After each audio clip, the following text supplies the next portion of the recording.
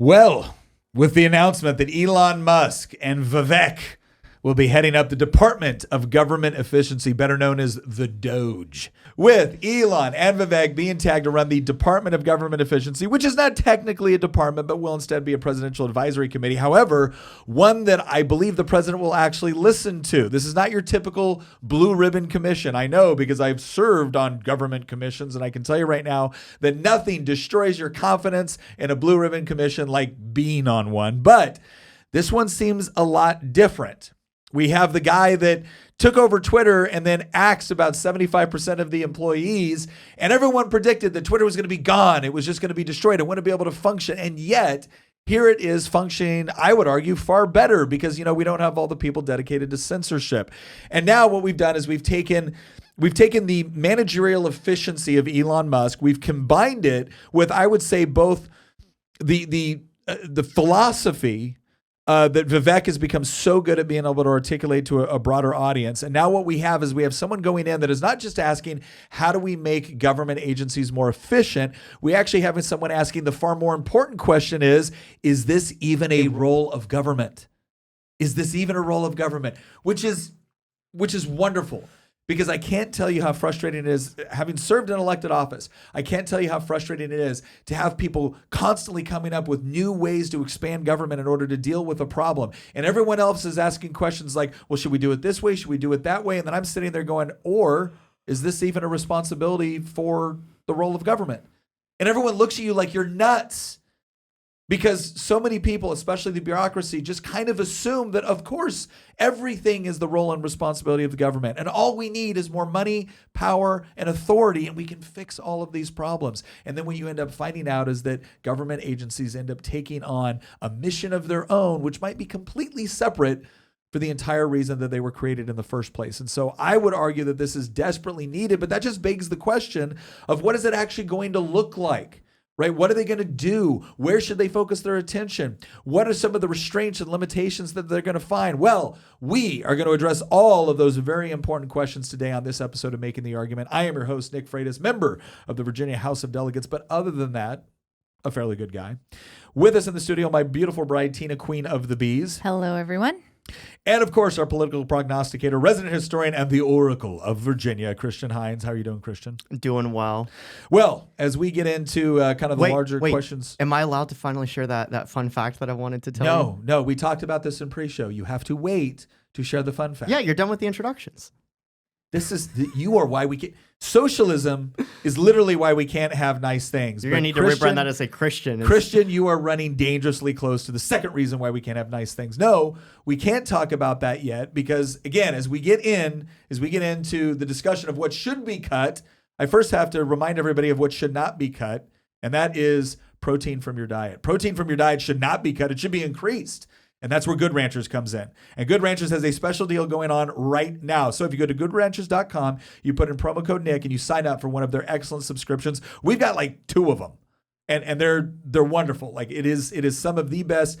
I got to say this. I'm a steak guy. I'm a beef guy. And so I love the ribeye, the New York strips, the ground beef, the Wagyu burgers that they send us. They're absolutely excellent. But they actually have incredibly good chicken as well. So go get that, get the pork, get the wild-caught seafood, go sign up for one of those subscriptions. And if you do it right away, and I do mean like right away, you got to do this quickly, they're going to send you a free Thanksgiving ham on top of everything because they not only love America, they love you.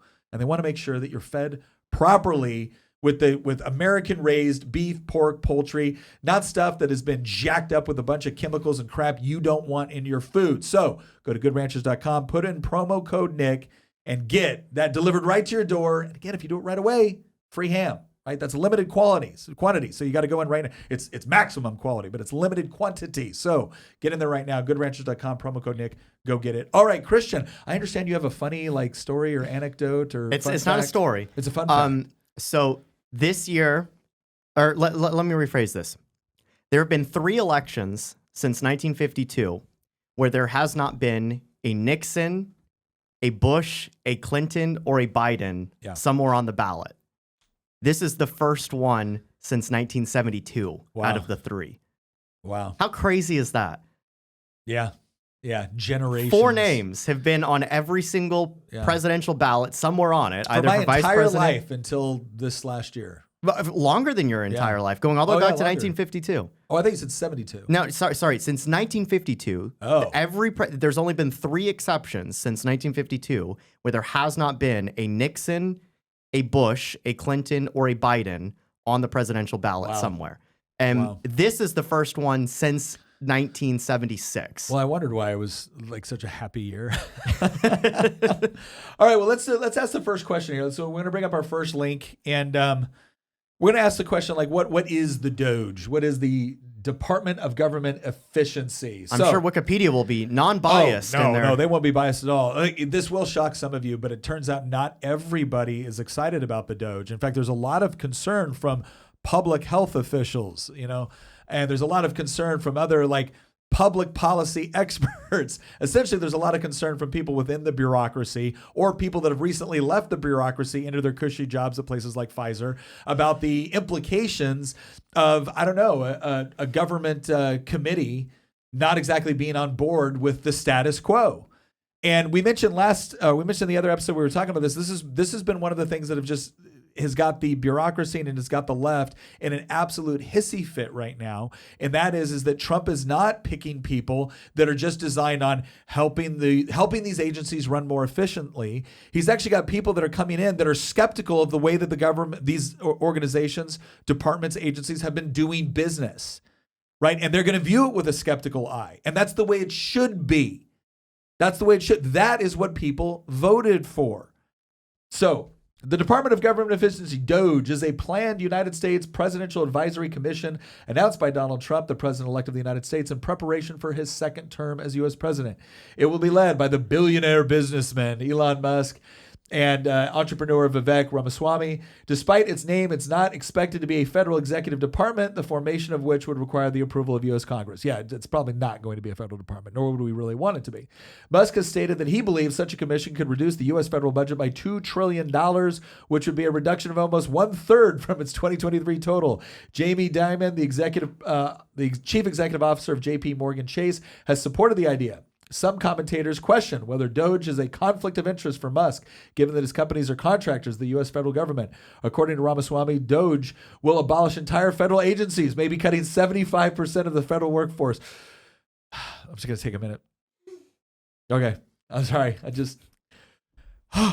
Okay. It's just so beautiful. Per Musk, he wants to reduce the number of federal agencies to 99, down from more than 400. Oh, come on, don't stop there. DOGE's name is a backronym referencing Dogecoin, a cryptocurrency named after the Doge internet meme that is supported by Musk. All right, scroll down here a little bit. We're going to get into functions. Despite its name, it will not be a federal executive. Yeah, we already talked about that.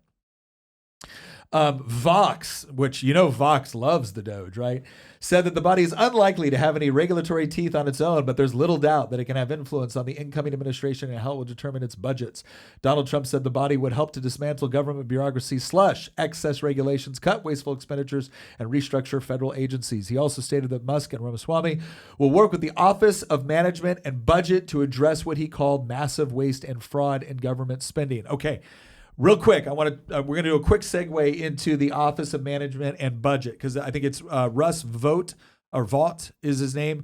I believe he was the deputy there. He's probably going to come in, if it hasn't already been announced, I think he's going to come in as the head of OMB. So what is kind of the role of OMB? So to understand this, OMB is reports to the president. And it kind of plays like a coordinating function between the president of the United States and all of these executive branch agencies, especially when it comes to the distribution of funds. So, for instance, when Donald Trump was trying to stop funds going to certain places while they were doing negotiations or things like that, it's not as easy as the president sometimes just saying, hey, we're going to stop that. Because what we found was the bureaucracy will essentially just do it anyway. And they'll claim that, we have to, or Congress is allocated. They'll come up with all kinds of excuses on why they're going to do what they want to do, regardless of what the president says, because a lot of them can't be fired by the president, which is something that we're going to talk about a little bit later. But what the OMB does is the OMB, when you have somebody in it and that respects the function of the OMB, they're the sort of people that can just shut off the funds. And one of the things Russ recently did an interview with Tucker Carlson, where he was explaining how important this is, because when you get in there, here's what ends up happening with a lot of cabinet secretaries. They get in there and they end up being co-opted by the bureaucracy, right? They end up being defensive of the department or the agencies that they're running. And it all becomes about, how do I support the people beneath me in order to carry out their mission? Well, if the people beneath you have a mission that is either separate from the intent of why the organization was started or separate from the intent of the people's elected representative, in this case, the president of the United States, well, then your job is not to empower those people. Your job is to correct their behavior or fire them. And unfortunately, sometimes that doesn't happen. Again, especially when it's people that you can't fire. And so the OMB ends up being a mechanism that you can use to basically pull back funds to say, oh, okay, you're not going to do what I told you? Well, I'm going to take these funds back and we're going to hold them here until you get in an attitude adjustment. Now, you may be saying to yourself, okay, well, Nick, is this appropriate? I mean, after all, we have these people, we have these, loyal civil servants that are trying to carry out their jobs. And of course, if they think that something is going on wrong, they shouldn't be stopping what they're doing or doing something different. No, that's exactly what they should do, because the way this process works is the president of the United States is the chief executive of the federal government. His job is to run the federal bureaucracy. And if they're not listening to him or they're not carrying out his will, what you need to understand is they're not just subverting the will of the president of the United States, they're subverting the will of everybody that voted for that person as president of the United States. I want you to imagine being responsible for running a company where the majority of your employees cannot be fired. That is a recipe for disaster. But that's the situation that we currently find ourselves within the federal government, is the people think the president has the power to do these things, and he doesn't. And so this is why things like the OMB, again, if you have a good director, if you have a good team there, they can actually really assist with keeping the bureaucracy under control and doing what the American people elected a president to do. Well, the bureaucracy is unelected, and they have kind of turned into this extra branch of the government that nobody has any control over. Yeah. And that's it's kind of, gridlock is baked into our American system, right?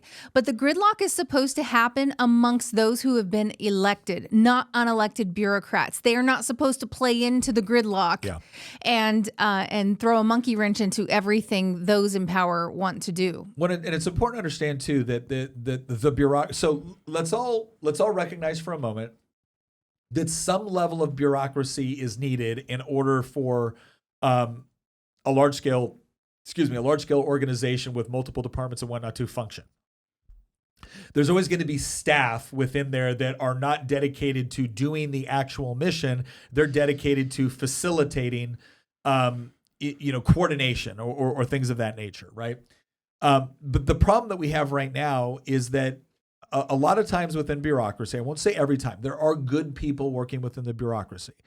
But a lot of times bureaucracies end up with missions of their own. And every bureaucracy, almost every bureaucracy I've ever come into contact with, always wanted to expand its size, its scope, its authority, and its budget. Always. Very, very few times do you get anybody that comes in, looks at a bureaucracy and says, we need to drastically reduce what we're doing. We need to give authority and power away to other places, or to just eliminate government power and authority over this particular realm of the economy or whatever it is. That almost never happens, because there's this natural inclination that, well, if I'm in charge of something, I want it to be big and powerful and have a good budget and to do good. And in order to do good, I need these things. And that ends up being a massive problem.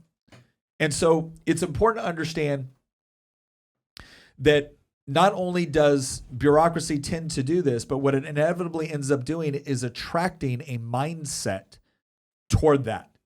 Because one of the things bureaucracy is famous for is not being very accountable. Because ultimately, as I like to say, you're not the customer of bureaucracy. I'm the customer of bureaucracy because I'm an elected official. I get to vote on laws. I get to mess with the way that they can do business. I get to vote on their budgets. I get to have a say in that, right? The president or the government, they're supposed to be also a customer of the bureaucracy because they're supposed to be able to run it. And so a lot of times bureaucracies will be responsive to everybody but you as the private citizen. And look, if you want to work in a field where it's impossible to get fired, Let's face it, in a lot of cases, you don't have to work nearly as hard as you would in a corresponding private sector job. Because again, if you can't be fired, or it's incredibly difficult to fire you, well then, okay, maybe you're not getting paid quite as much, but you got all these benefits, you got all these perks, you got guaranteed employment. This is one of the problems I have when I hear people talk about like, oh, public servants, they've given up the higher paid jobs they can get in the private sector in order to serve the people. Okay, that might be a motivation for some of them. But for other people, no, they want a cushy job that doesn't require much of them and that they're almost guaranteed not to lose. They're almost guaranteed to get a taxpayer subsidized retirement. Right? So no, we should not just randomly assume that when someone is in public service, that means that they're a good public servant. You got to prove that. And if you're not going to be obligated to the actual people or the people's representatives, well, that's going to be a real problem, right? Not to mention the fact that even when they are obligated to the people's representatives, there's a reason why government bureaucracy is never never engages in the same level of customer service as we get in the private sector. And that's because even if they are obligated to us as elected officials, well, what does that mean? Well, it means they've got to give really good customer service to us. Not you, us. So anytime you want good customer service, you have to put the people responsible for providing the service in some way, shape, or form obligated to the customer. And right now, that connection between much of the bureaucracy and U.S. citizens is broken, is absolutely broken. So let's look at... I have a brief question. Would referring to this as a customer even be applicable? Because customers tend to have a say in whether or not they're shopping at a particular outlet, whereas we don't really get a say, right? Our taxes are confiscated by force from us. Yeah. The government doesn't have any competition. It has a monopoly on violence. There's certain things that it has decreed itself to have a monopoly on. So would it even be appropriate to refer to this as a customer relationship with, I understand not that as it currently is formed, but hopefully at some point it would be appropriate. My point is that the ANCAPs would argue, and I'm obviously not an ANCAP, but the ANCAPs would argue that this is not a customer, client type of relationship because it's compulsory. It's not voluntary. No, I think that's fair. The problem is that with a lot of these, is that a lot of them act as if it is. And so, no, I think that's a fair critique. I think it's a fair critique that you're not a customer in the traditional sense because you're obligated to use the goods and services. You're only a customer in the sense that you are supposed to have access to those goods and services, or you're supposed to be a beneficiary of these institutions. And I think what a lot of people are finding or discovering is that regardless of what the mission statement of that institution might be, you are not being treated like either a customer or a beneficiary. You are simply a tax farm for these organizations.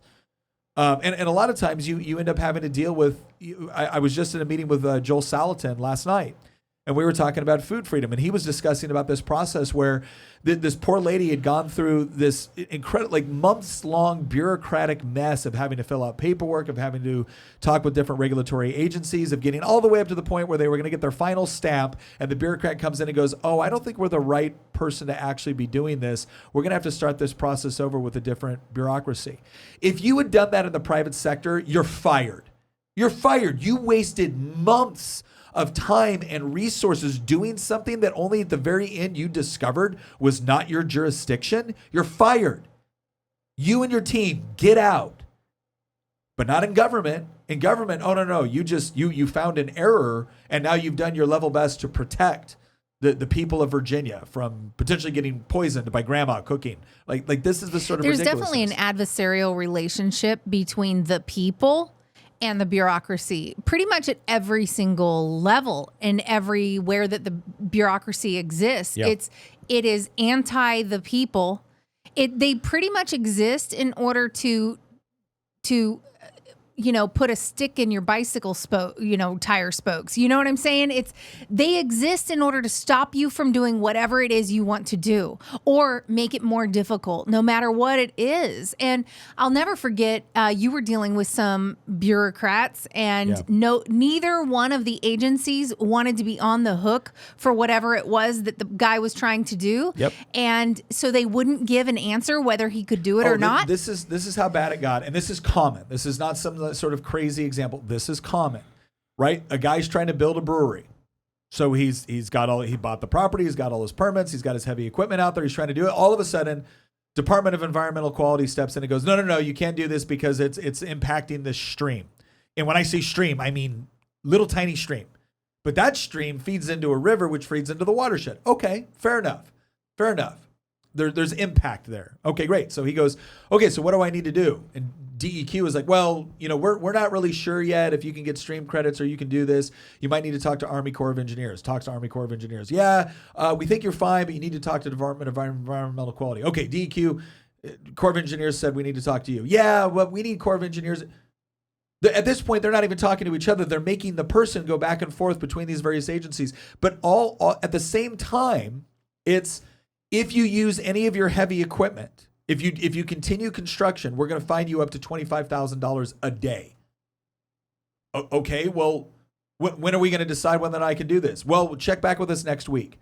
Well, next week becomes 3 months later. And finally, I'm out there, and I've got DEQ and Army Corps of Engineers. And I'm like, can this guy build here? Can he do what he wants to do? Like, well, we're not really sure. Can he get stream credits? Well, we would actually have to see the other part of the stream. Great. Get in your vehicles. So we drive up to the stream. And I get out of the vehicle. I make them walk up there. It's like knee-high grass. It's like rainy, the whole deal. And then I literally straddle the stream we're talking about. I got 1 foot on one side, 1 foot on the other side. And I said, DEQ, Army Corps of Engineers, can he get stream credits for this? Army Corps of Engineers says yes. DEQ says no. I said, do you see what the problem is here? Do you see what the massive problem is here? Like, if the answer is no, it's no. And now he can move his heavy equipment off. And he realizes that trying to do development in this particular area is not possible because of you guys. And now I got more work to do. Or if the answer is yes, then get him the information he needs in order to do what he needs to do. That problem still hasn't been solved. The sad truth. And property rights. I mean, what about property rights? It's your freaking property. Well, look. We can all understand. We can all understand that there are certain things that you can't just do with your property, right? I can't go out to my property that is zoned agricultural and build a nuclear power plant, right? I can't do that. It'd be pretty based if you could. But there's rules associated with doing that. Fine. But I know I can't do that, right? I knew I couldn't do that when I bought the property. He bought commercial property for the purpose of doing commercial stuff, and still can't do it. Or maybe he can. We don't know, but we're going to fine you $25,000 a day if you do, and we find out later that you couldn't. This is a mindset within bureaucracy which says, none of this is my problem. My job is to protect whoever, the people, the environment, the whatever, from you, even though I don't live in that environment and you do. Right? And it's to have this adversarial mindset. I guarantee you, I promise you, had we solved that issue, and they said, okay, yes, you can do it. Here's the paperwork. Fill this out. He would have filled out that paperwork, turned it in. If they would have found one mistake, they would have turned it back, and it would have been like another month. It would have been another month. Why? Because it's not their problem. It's not their heavy equipment out there. It's not their community. They're not going to be frequenting that establishment. They don't care. And they are incentivized to say no. Because again, are we firing them if they do a bad job? Was anybody fired for constantly telling this person, oh, you got to do this, you got to do this, you got to do this? Talk to any builder too, and they're going to tell you, they will submit plans, and they will say, oh, you got to fix this, this, and this. They will fix those things and send it back. And then they'll say, now you have to fix this. Wait a second. What do you mean now I got to fix this? Why couldn't you have given me all the things I need to fix? Because it's not the bureaucracy's problem. It's your problem. You ran into that all the time, even in the Army with PAC clerks. Yeah, but here's the thing. At the end, let me tell you whose problem it really is.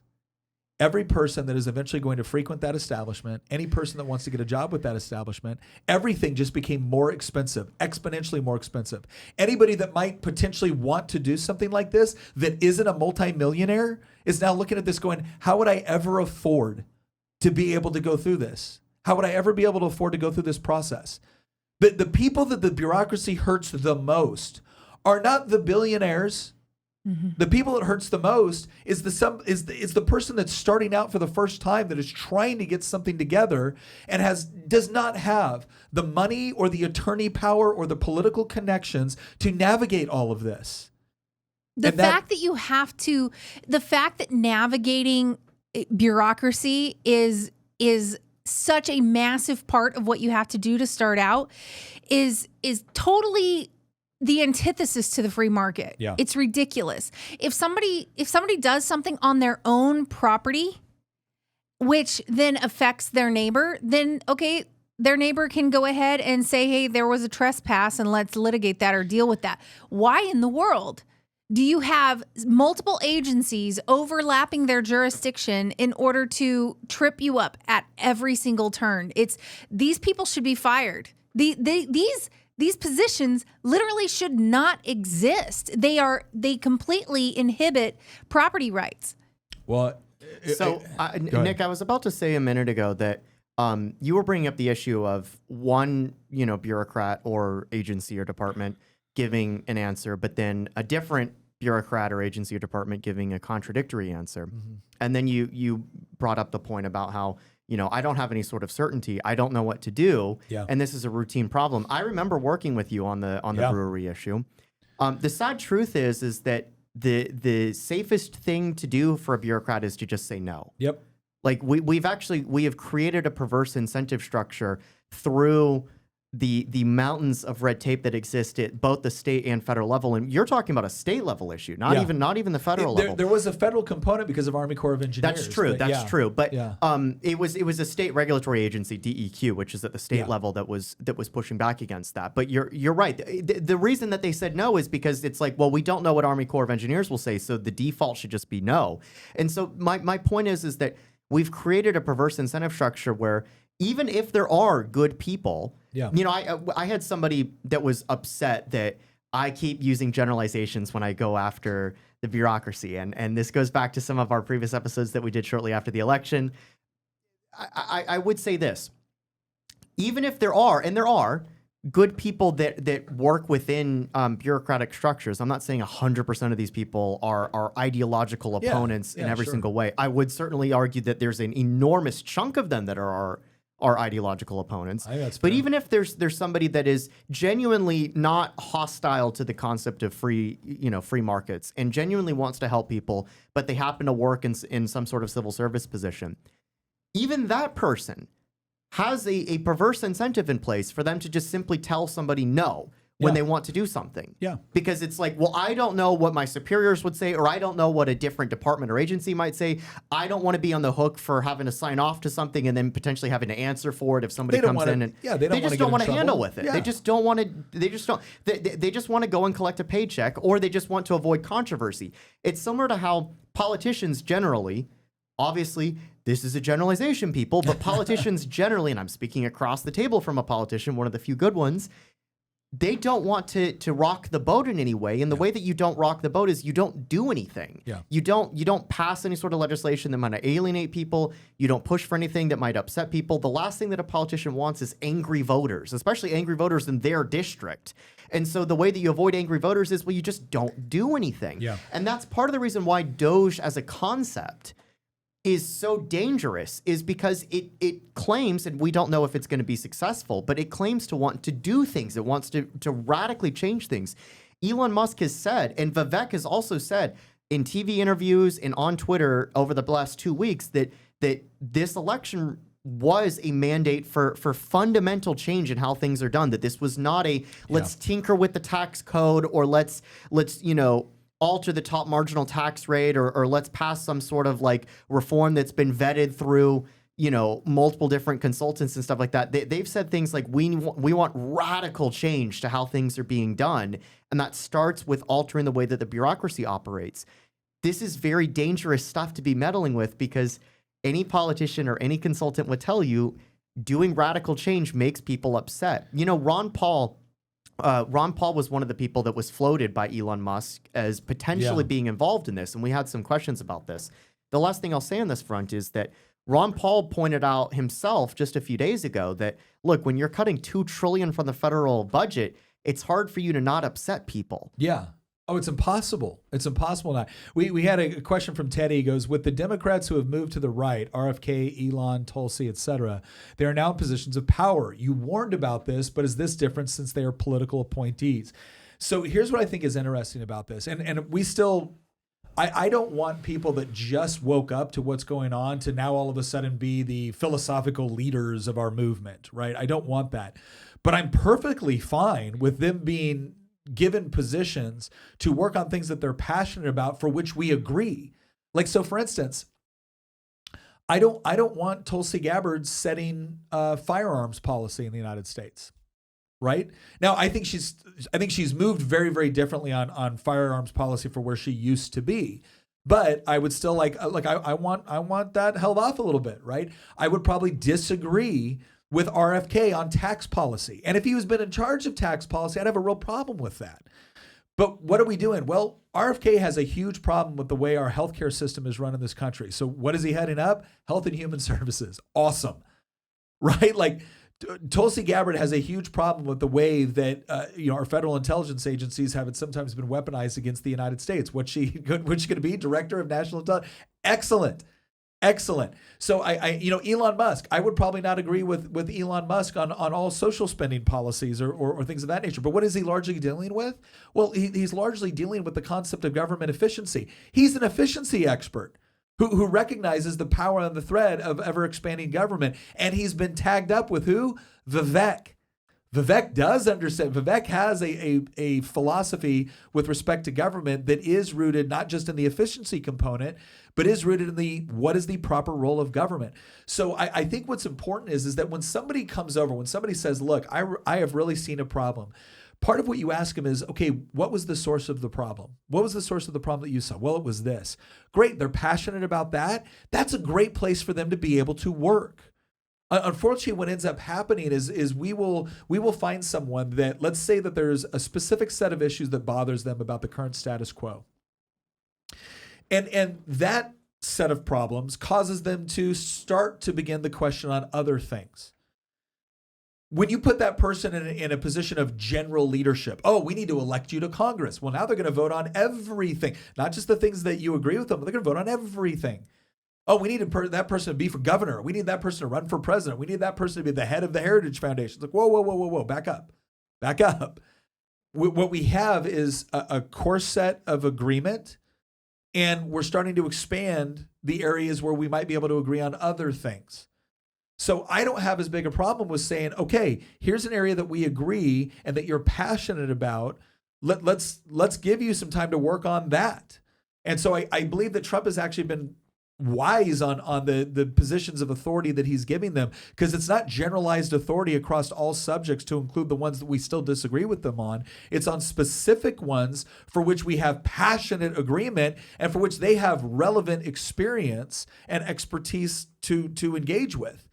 Not to mention the fact that, look, I think it's time that we take people who are, once again, not coming from within these organizations, but skeptical of the way these organizations have been running, because there's a certain inertia within federal agencies and departments that is very, very hard to overcome unless you have spent a large part of your life fighting it. And RFK has spent a large part of his life fighting against the established health, the industrial health complex, or the health industrial complex within the federal government. Right. It's one of the reasons why I think Trump's picks this time around are very, very different from his picks last time around. The first time around, his mindset seemed to be, I want to change things. I'm going to find people who say they agree with me but know how DC works, and I'm going to put them in power, and they're going to show me how DC works. I'm going to show them how they change it. What he found out was they don't want to change it. This time he's picking people that want to change things. So it's not simply, I'm picking people that are just loyal to Donald Trump. No, he's picking people that actually have some commitment to the sort of agenda he wants to push. You're supposed to do that. What are you supposed to do? Pick people that don't want to carry out your agenda? I will say this much. Democrats don't do that. Democrats absolutely select people that are in line with their agenda. But the difference is Democrats can pick from within the bureaucracy in order to carry out their agenda. We can't. And this is the first president in a while that's actually realized that. So I hope that answers that I wanted to mention that RFK is the only one I'm actually a little concerned about. Now, I agree for the most part, but his method for how he wants to, basically when he holds something up, here and says, oh, other countries regulate this and don't allow this, we shouldn't allow it either. And that sort of libertarian side of me, even though I'm not a big L libertarian, but that libertarian side of me goes, wait a minute. I would agree. You shouldn't be telling people what they can and can't put into their food. But then on the other side, I'm like, well, how much regulation is okay? Because they're already regulating the crap out of all of this. They're just regulating it in a way where they can hide it better and hide what. So when you have things you can buy off the shelf that literally are proven to cause cancer and have killed so many people over generations, you can suck carcinogens right into your lungs. You could just go and buy that if you're the right age. You can go and buy things that poison your mind. You can go and buy things that you could literally take the bottle and OD and die. You can go buy all of that, but you can't go buy raw milk. You can't go buy raw milk.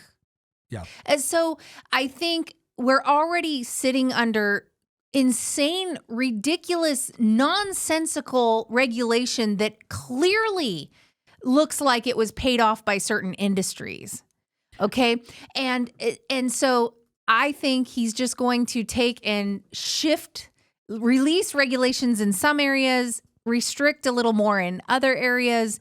And it's like they've already got the regulations. I'm kind of at the point where I'm going, I think whatever he does is going to be better than what's there now, when you can literally buy things to suck carcinogens into your lungs, but you can't buy raw milk. Like, it's just so incredibly broken. No, I agree with you that is my biggest concern with someone like RFK, is that his solution is not going to be to actually restrict government power, but just use it differently.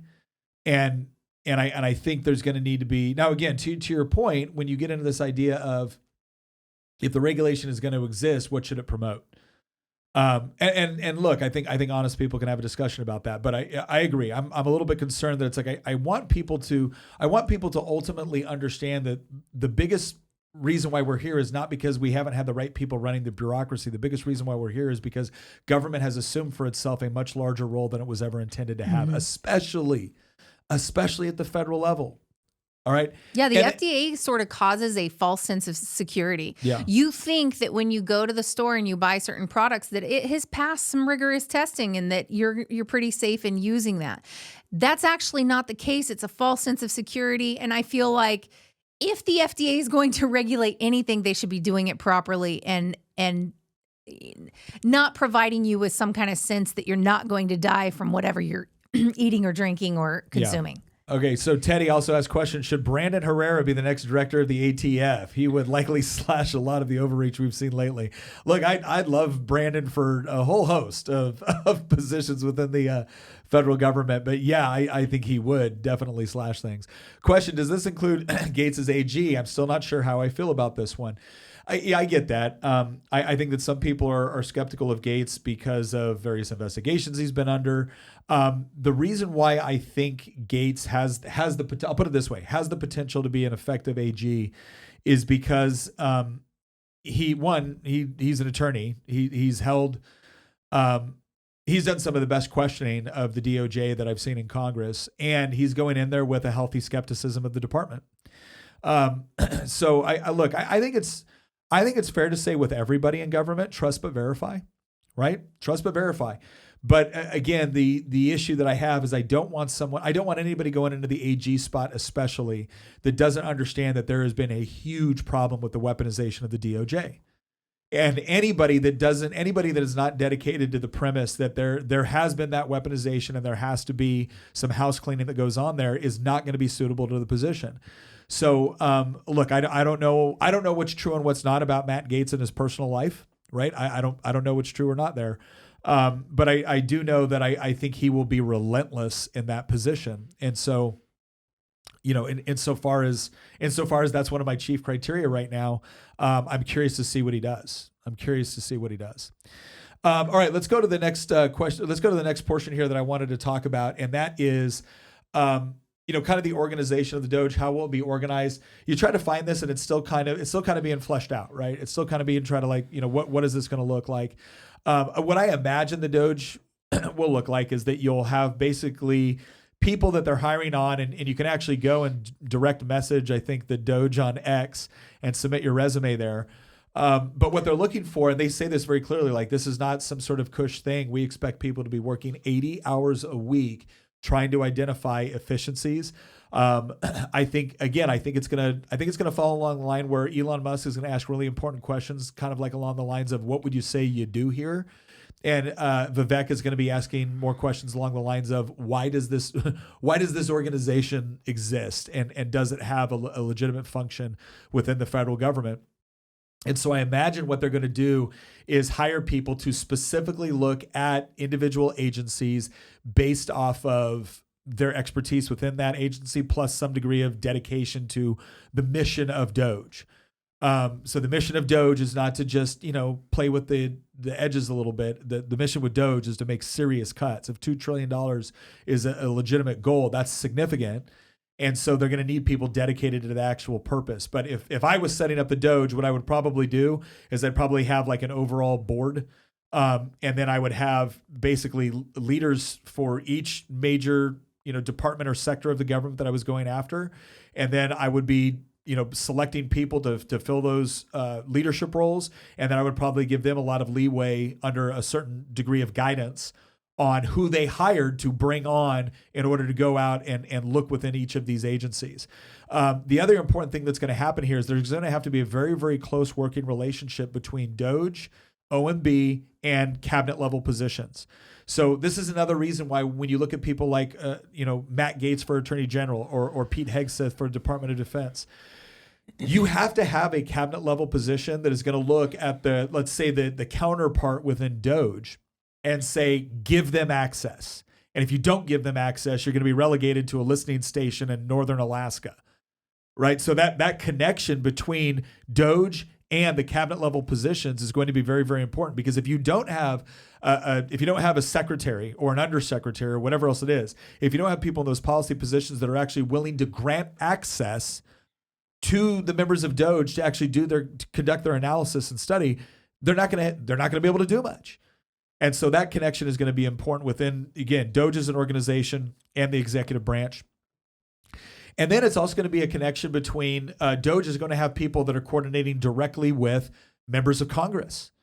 So who are your allies and members of Congress? I would say your chief ally in the House, Thomas Massey. Your chief ally in the Senate, Rand Paul. Now there's other really, really good people within each of those organizations, within the Senate and within the House.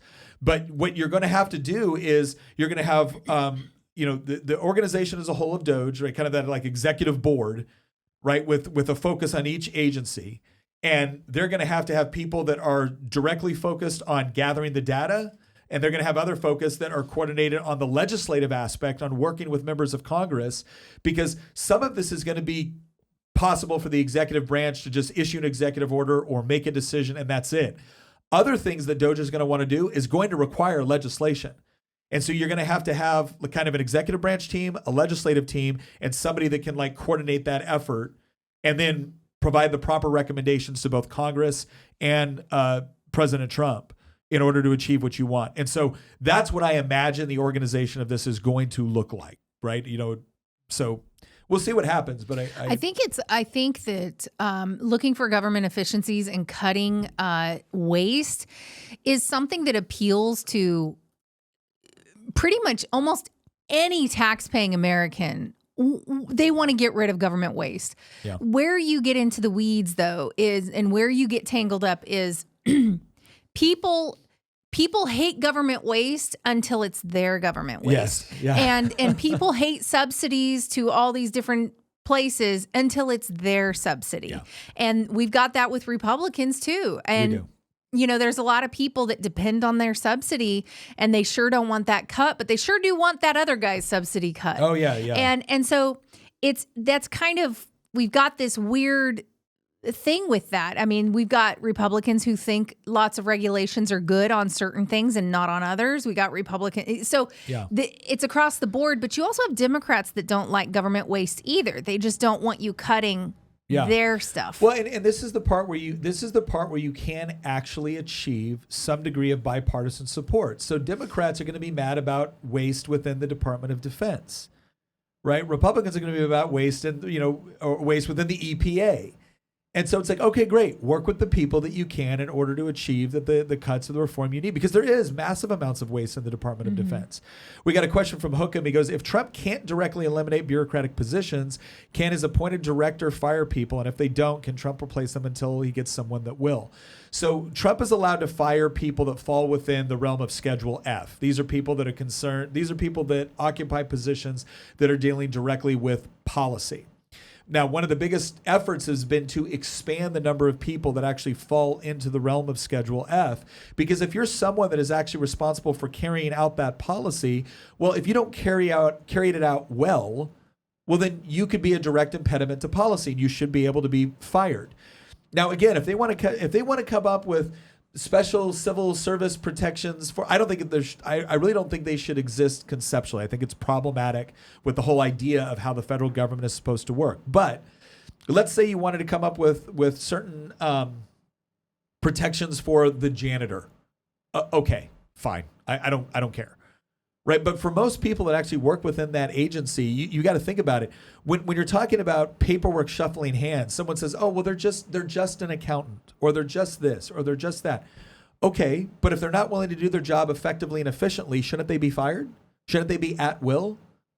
What if they've decided the way that they're going to gum up the works is that they're going to create problems with respect to paperwork getting from one place to another place? You can easily say they're not a policy person, but they can still impact whether or not the organization runs effectively and efficiently. Well, if their government job has any effect, is dealing with anything as a result of policy whatsoever, he should be able to put it into Schedule F. So if you're working with the money and the funding, that should also be Schedule F, because you're the thing that I would say that to answer the question, there are certain people you cannot fire. We need to expand the definition. There will probably be executive branch actions that are taken, and that will be litigated, right? They will immediately file lawsuits saying, "Oh, you can't do this," and you say, "Well, this is my interpretation versus your interpretation." That stuff, it'll probably go up to the Supreme Court. There will also be stuff that happens, hopefully, legislatively. So it might be that the legislature steps in and says, "We're going to make changes to clarify what this actually means." Now, that could most likely get filibustered in the Senate. So this is the part where you look at the strategy, and the strategy has to be threefold. One strategy is, what do you do executive branch through executive orders with existing authority? What do you challenge in court? What do you do legislatively in order to take any of the ambiguity out of the language to make sure that the president can do what he's doing, and therefore either set up a successful court case or eliminate one from taking place in the first place? And then the third component, and this is also where DOGE comes into play. Another aspect of DOGE that's going to be really, really important is actually the public-facing sides of what DOGE is doing. It's going to be did you realize we discovered this? That's the public facing side of this entire argument. So this is not just an executive and legislative function. This is also about informing the voting public about what's actually going on, because you're certainly not going to get an honest rendition from CNN or MSNBC or ABC, NBC, or CBS. And so there's going to have to be this really important role that takes place with informing the public on what's going on and what they're actually eliminating, as opposed to the CNN version of what they're eliminating. So I want to point to something that was kind of a bit of a legal loophole that our people, conservatives, in fact, people that were drafting Project 2025, discovered. Yeah. This is from the Civil Service Reform Act of 1978. And I'm going to read directly from, this is federal code here. This has been passed by Congress back in the 70s. This is talking about, again, civil service laws, right? And here's the subsection. B, this chapter does not apply to an employee, one, whose appointment is made by and with the advice and consent of the Senate. Two, whose position has been determined to be of a confidential, policy determining, policy making, or policy advocating character by A, the president for a position that the president has exempted from the competitive service. B, the Office of Personnel Management for a position that the office has exempted from the competitive service, or the president by head of an agency for a position exempted from the competitive service by statute. So what this does, and nobody noticed this until 2020. Yeah. And when Trump's lawyers and conservative activists discovered this tiny loophole here, which is that this subchapter does not. This is referring to civil service protections. Yeah. Right. It does not apply to an employee whose position has been determined to be of a confidential, policy determining, policy making, or policy advocating character by, who is this? Oh, the president. The president. So what this did is there is actually a loophole in federal code that gives the president broad, and I mean very broad, powers to determine who in the federal bureaucracy gets to fall under a, quote, policy determining, policy making, or policy advocating character. And if the president has determined that those positions fall within that category, he has the authority already that Congress has given to him back in the 1970s that nobody paid attention to until 2020, to then say, those positions are policy-making positions, which means they are no longer protected by civil service laws. They are now political appointees. That is what Schedule F is. There's a lot of misunderstanding of what Schedule F is. That is exactly what Schedule F was intended to be. Trump was trying to implement it in his last year in office, but because of the election and then everything that happened after that, it was never actually able to be implemented. Or should I say, he created Schedule F, but he never designated any positions as being a Schedule F political appointee position. There was no position within the federal bureaucracy that was classified as Schedule F. Now, since Trump has left office, Biden actually put in an executive order back in April 2024 where he basically adopted a regulation that would have made it impossible under this regulation for Schedule F to ever be re-implemented. Now, Trump was obviously going to repeal that on day one. He's going to rescind Biden's executive order. But what this is going to do is it's going to delay by at least a few months the process through which Trump is going to be able to allocate any position within the federal bureaucracy as being a Schedule F political appointee who then he can fire and hire at will by using this segment of the Civil Service Reform Act of 1978 in order to do so. But what this means is that for anybody asking, like, because we can had he actually do? Yeah, we had some debate about this right back in right after the podcast when we talked about Trump's victory. And I was saying, like, he just needs to go in there on day one and just fire everybody. And then, of all the things to start a constitutional crisis over, this is the thing. Go full melee.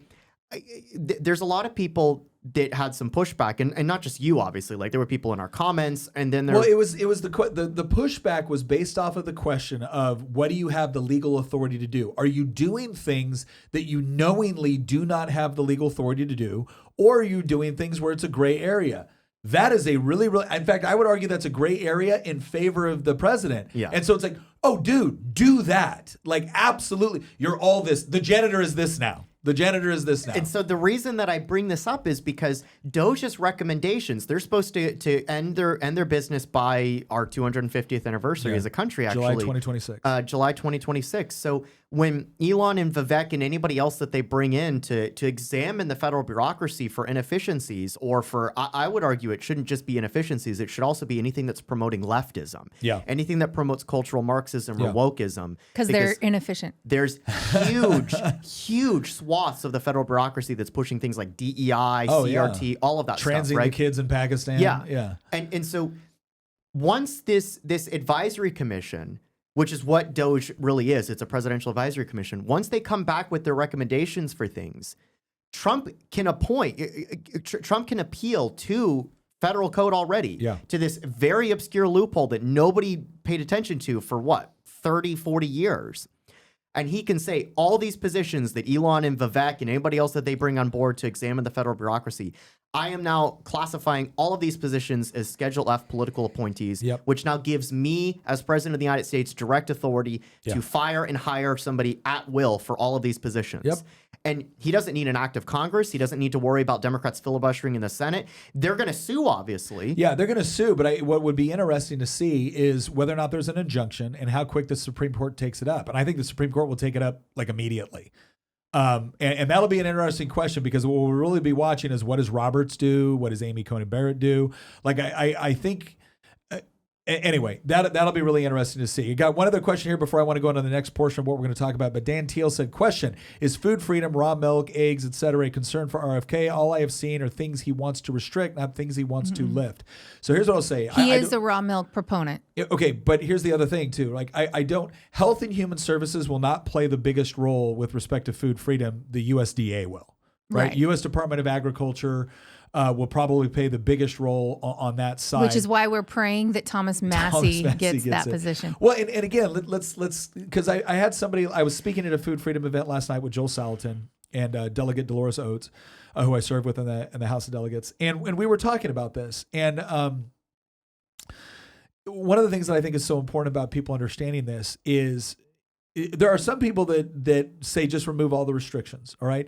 But one of the most I think common sense things we've tried to do on an issue like food freedom has been to say that, look, if it is a consumer buying directly from the producer, which is to say, I go to your farm and I buy the thing I want, or I go to your farmer's market and it's you standing there, I buy the thing I want, we shouldn't have to go through the same government rigmarole in order to affect that transaction, because I know what I got, I know who I got it from, I can visit the person's farm. Like, you can go to Polyface Farms, which Joel Salatin runs, 24 hours a day, 365 days a year, and look at his operation if you got any concerns. So anyways, I just wanted to throw that out there on the food freedom side. Let's talk a little bit about where should the DOGE, so we've talked about kind of what is the DOGE's role, what's its responsibilities, how could it potentially be organized, what sort of authorities does the president already have in order to affect things that DOGE might recommend. Now let's talk, I want to bring something up here because I think this is important.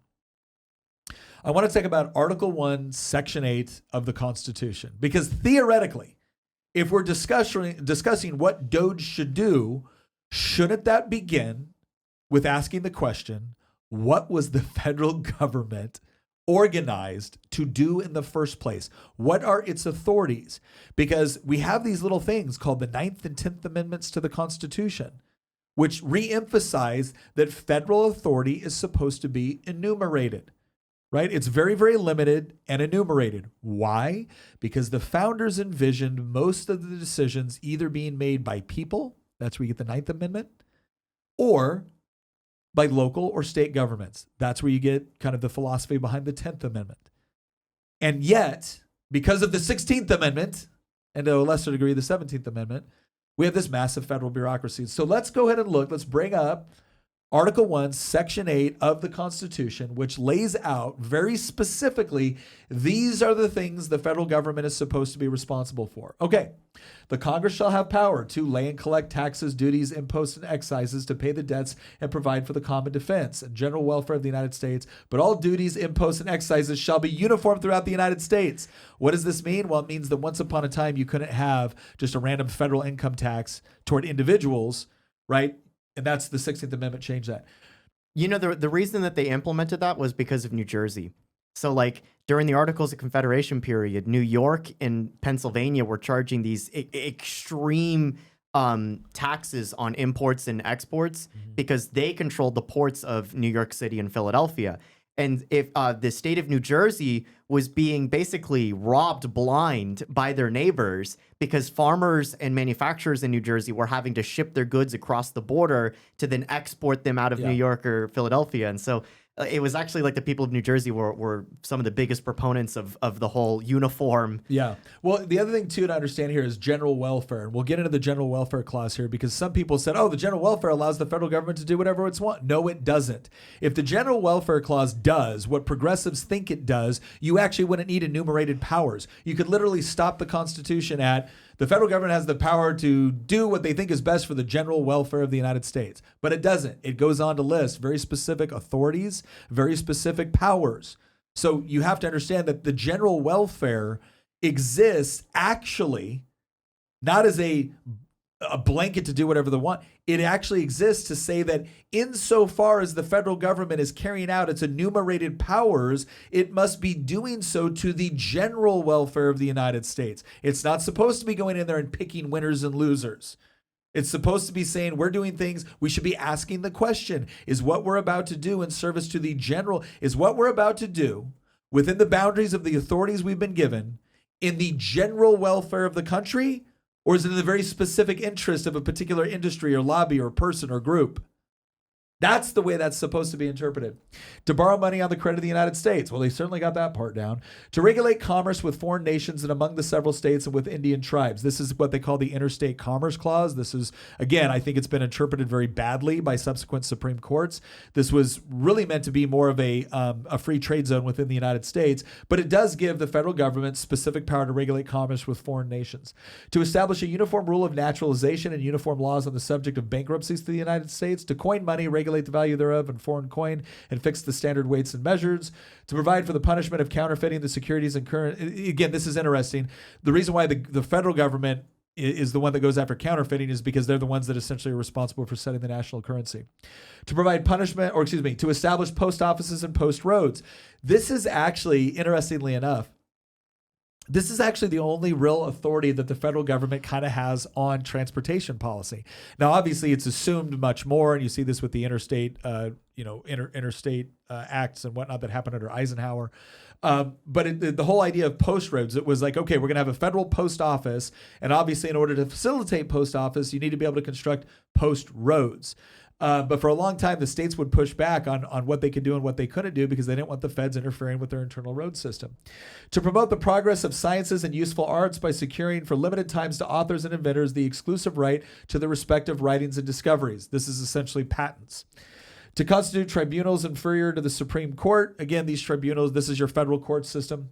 To define and punish piracies and felonies committed on the high seas and offenses against the law of nations. Again, why does the federal government get this jurisdiction? Because you can't give any one state jurisdiction over the high seas when the United States shipping is in trouble. To declare war, grant letters of marque and reprisal, and make rules concerning captures on land and war. Please scroll down, Christian. Water. Sorry, land and water. Letters of marque and reprisal. We might do a whole episode on that one day. To raise that's one of the ways we could cut our defense budget. Yeah.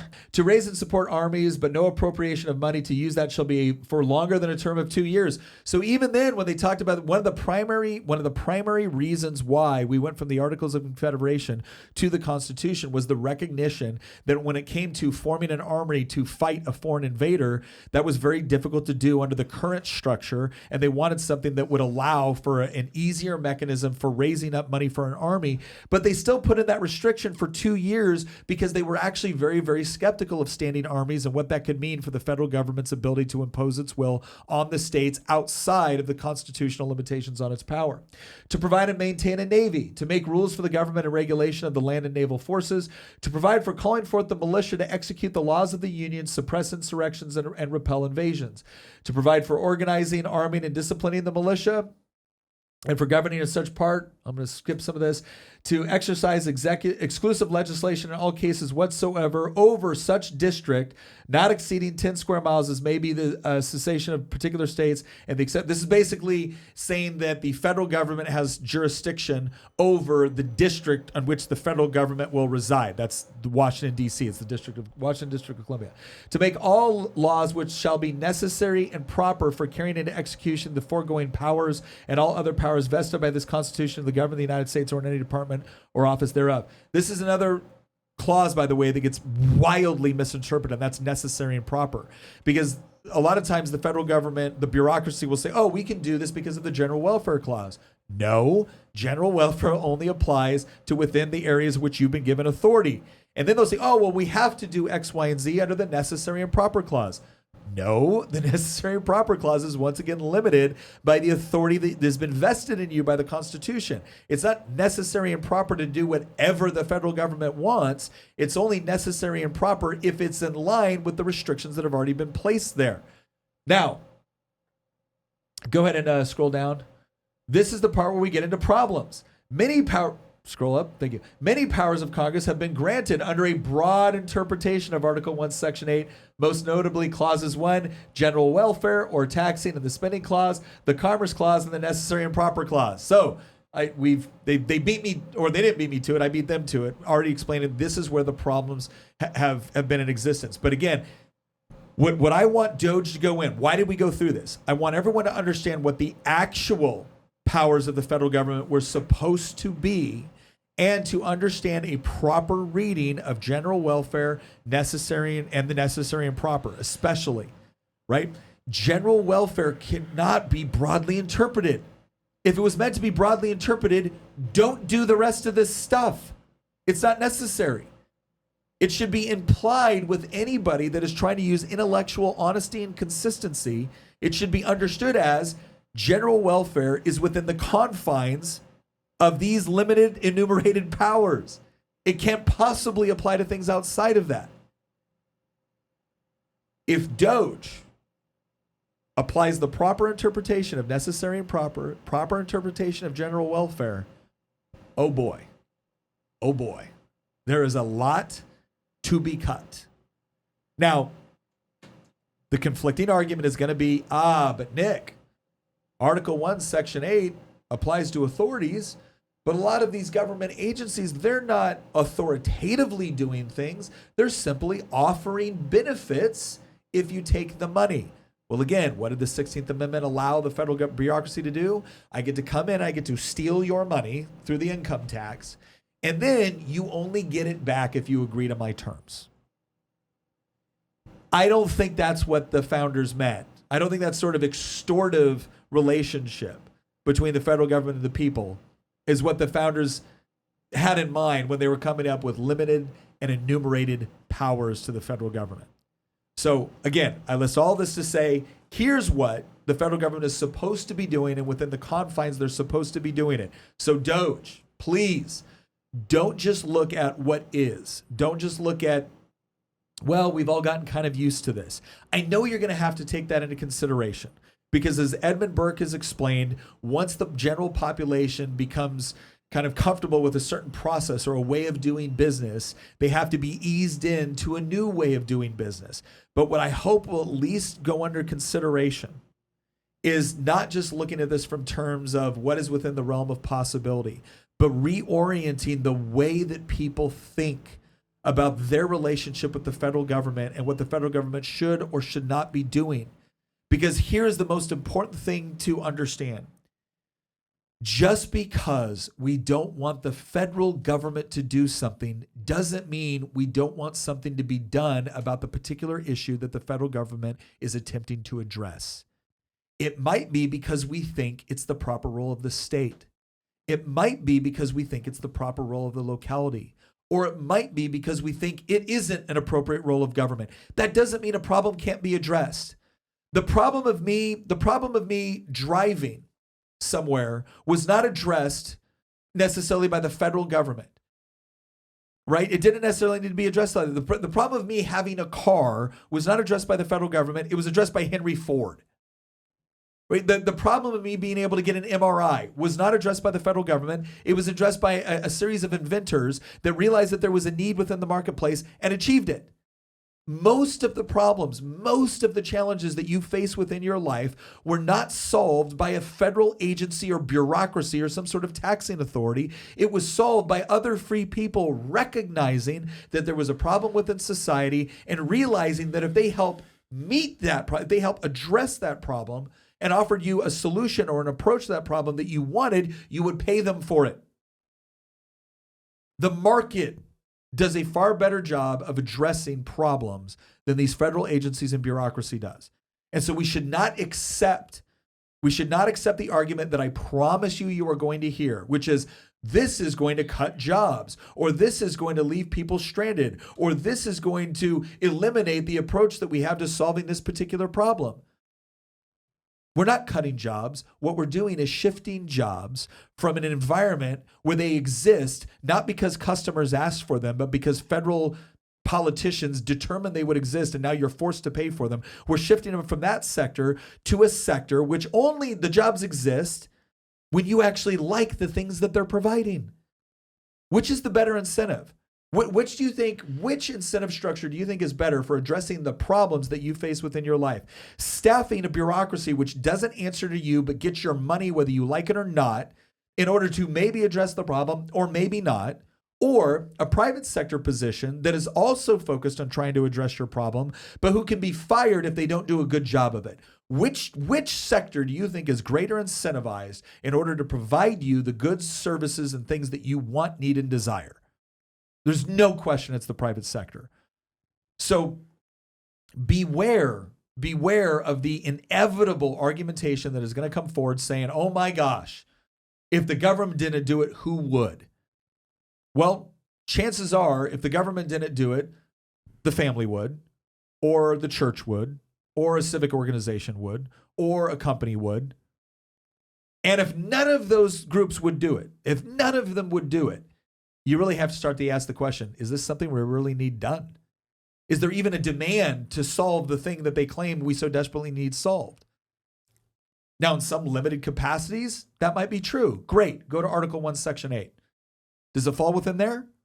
Then it's not the jurisdiction of the federal government. Anyways. Darth Amalgamation asks, do you think that the national parks should be divested because they aren't within the federal government's constitutional powers? Yes. Okay, so I have a question. No, I will say this. Does that mean you wouldn't have a park in the same place? No, not necessarily. But I will also say this. Out of all the things I am desperate to cut, national parks is not where I'd start. But I also think we need to understand that people hear, oh, national parks, you want to get rid of Yosemite? You want McDonald's to own Yosemite? No. You want a development to go into Yosemite? No. But I will tell you this. I just spent time down in Southwest Virginia because they also got hit by Hurricane Helene. Nowhere near as bad as Western North Carolina, but they also got hit.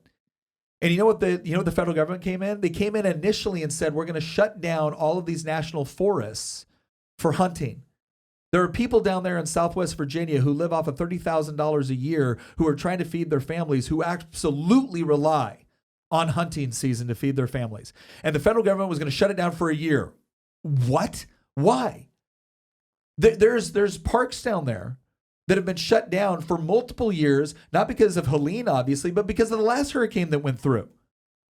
And did they come down there and fix it back up and get it back into operation so people could enjoy it? Nope. They were content to just change the sign out. And now the reason why you can't go to the park is because of Helene.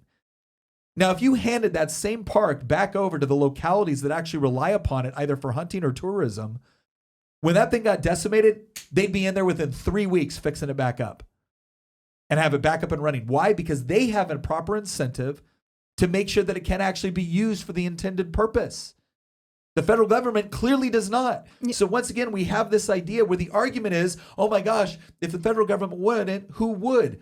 I could have taken you down there and showed you hundreds of people that would have been more than happy to do it. They're not legally permitted to because the federal government has jurisdiction over it. The federal government shouldn't own land in states. Like they can own the land that their own buildings sit on. But exactly. Anyway, go ahead, Christian. I mean, they own like 90-something+% of the entire state of Nevada. Yeah. But in fact, we actually did a Y-Minute once about why the federal government owns over 90% of Nevada. But I have a broader question for you, Nick. And maybe this is teeing up for a future segment that I know that you want to get to. But I think, I mean, certainly everybody at this table, but I also think a huge chunk of our audience already kind of intrinsically knows, especially if they're regular watchers or listeners of our podcast, of why we need to cut huge chunks of the federal bureaucracy. Yeah. Like that argument has been made, and I would argue it was successfully made in this election cycle. Yeah. Like that debate's already been had. So I'm not really necessarily terribly interested in relitigating a debate that we just won in a landslide popular vote, electoral college vote, swing state vote victory. Yeah. Trump already has the mandate to go in there and cut large swaths of the federal bureaucracy. And we also just briefly talked about how he can use things like this code section from civil service laws that Congress passed back in the 1970s. And he can leverage some of the investigative powers that, Elon and Viviek and others are going to use in order to identify. I'm really curious what to cut, because we know the federal bureaucracy, to give you an idea, like there are more people that work in the federal bureaucracy and various positions than there were American citizens at the founding of our country. Yeah.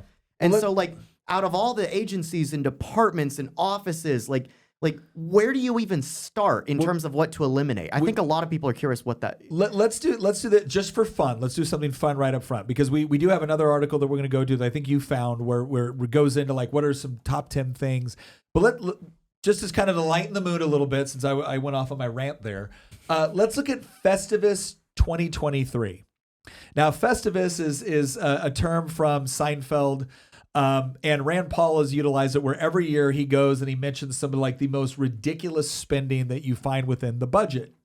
And a lot of this gets through because the budget is voted on as kind of like one big bill, one big omnibus package. And so you might be able to try to take things out, but if you can't successfully get it taken out, well, then you have to vote for it. And if you don't vote for it, then they get to say, oh, you didn't vote to support the military. You didn't vote to support law enforcement. You didn't vote to provide essential government services. No, I voted no because I didn't like all this crap. Like, for instance, in Virginia, I have voted against the budget, I think, 7 years out of 9. And every year I get told, oh my gosh, your constituents are going to be so mad at you because they're going to say you voted against teachers. And I said, okay, cool. And what I'm going to do is I'm going to explain that I didn't vote against teachers. I voted against all this other government bloat that shouldn't be in here. And we'll see if they send me back. Guess what? They sent me back. Anyways, the waste of 2003. Barbie doll photo used. You mean 2023? 2020, what did I say? You said 2003. Oh, sorry, 2023. So this is the waste of 2023. Barbie doll photo used to get COVID PPP funds. And that was a large portion of the, what was it, 800 billion? In the red, interest on our national debt is expensive. So we had to pay $659 billion as the interest on the national debt. Dr. Fauci's monkey business on NIH's Monkey Island, $33,200,000. USAID fund to boost Egyptian tourism, $6 million. USDA's cutting edge research, walking dogs in the summer, unknown. DHS training employees to be their authentic and best selves, unknown. So your tax dollars went to teach Department of Homeland Security employees on how to be their authentic and best selves. And you're not allowed to know how much they spent on it. Yes. Russian cats on a treadmill, funded by National Institute of Health. There's a portion of that out of a $2.7 million grant. The government pays dead people, again, $38 million. DOD's lobster tank, $8,395. How to ruin expensive military equipment, part 1, Inges, $89 million. Real fake DHS, first graphic novel about disinformation, unknown. NIH's meth head monkeys, portion of $12 million. Treasury's pot of cash for political campaigns, NIH's monkey casino, gambling for drinking water. That was a portion of a $3.7 million grant. SBA's ticket to backstage. Let me see. Dr. Fauci's transgender monkey study, $477,000. Improper federal payments, $236 billion.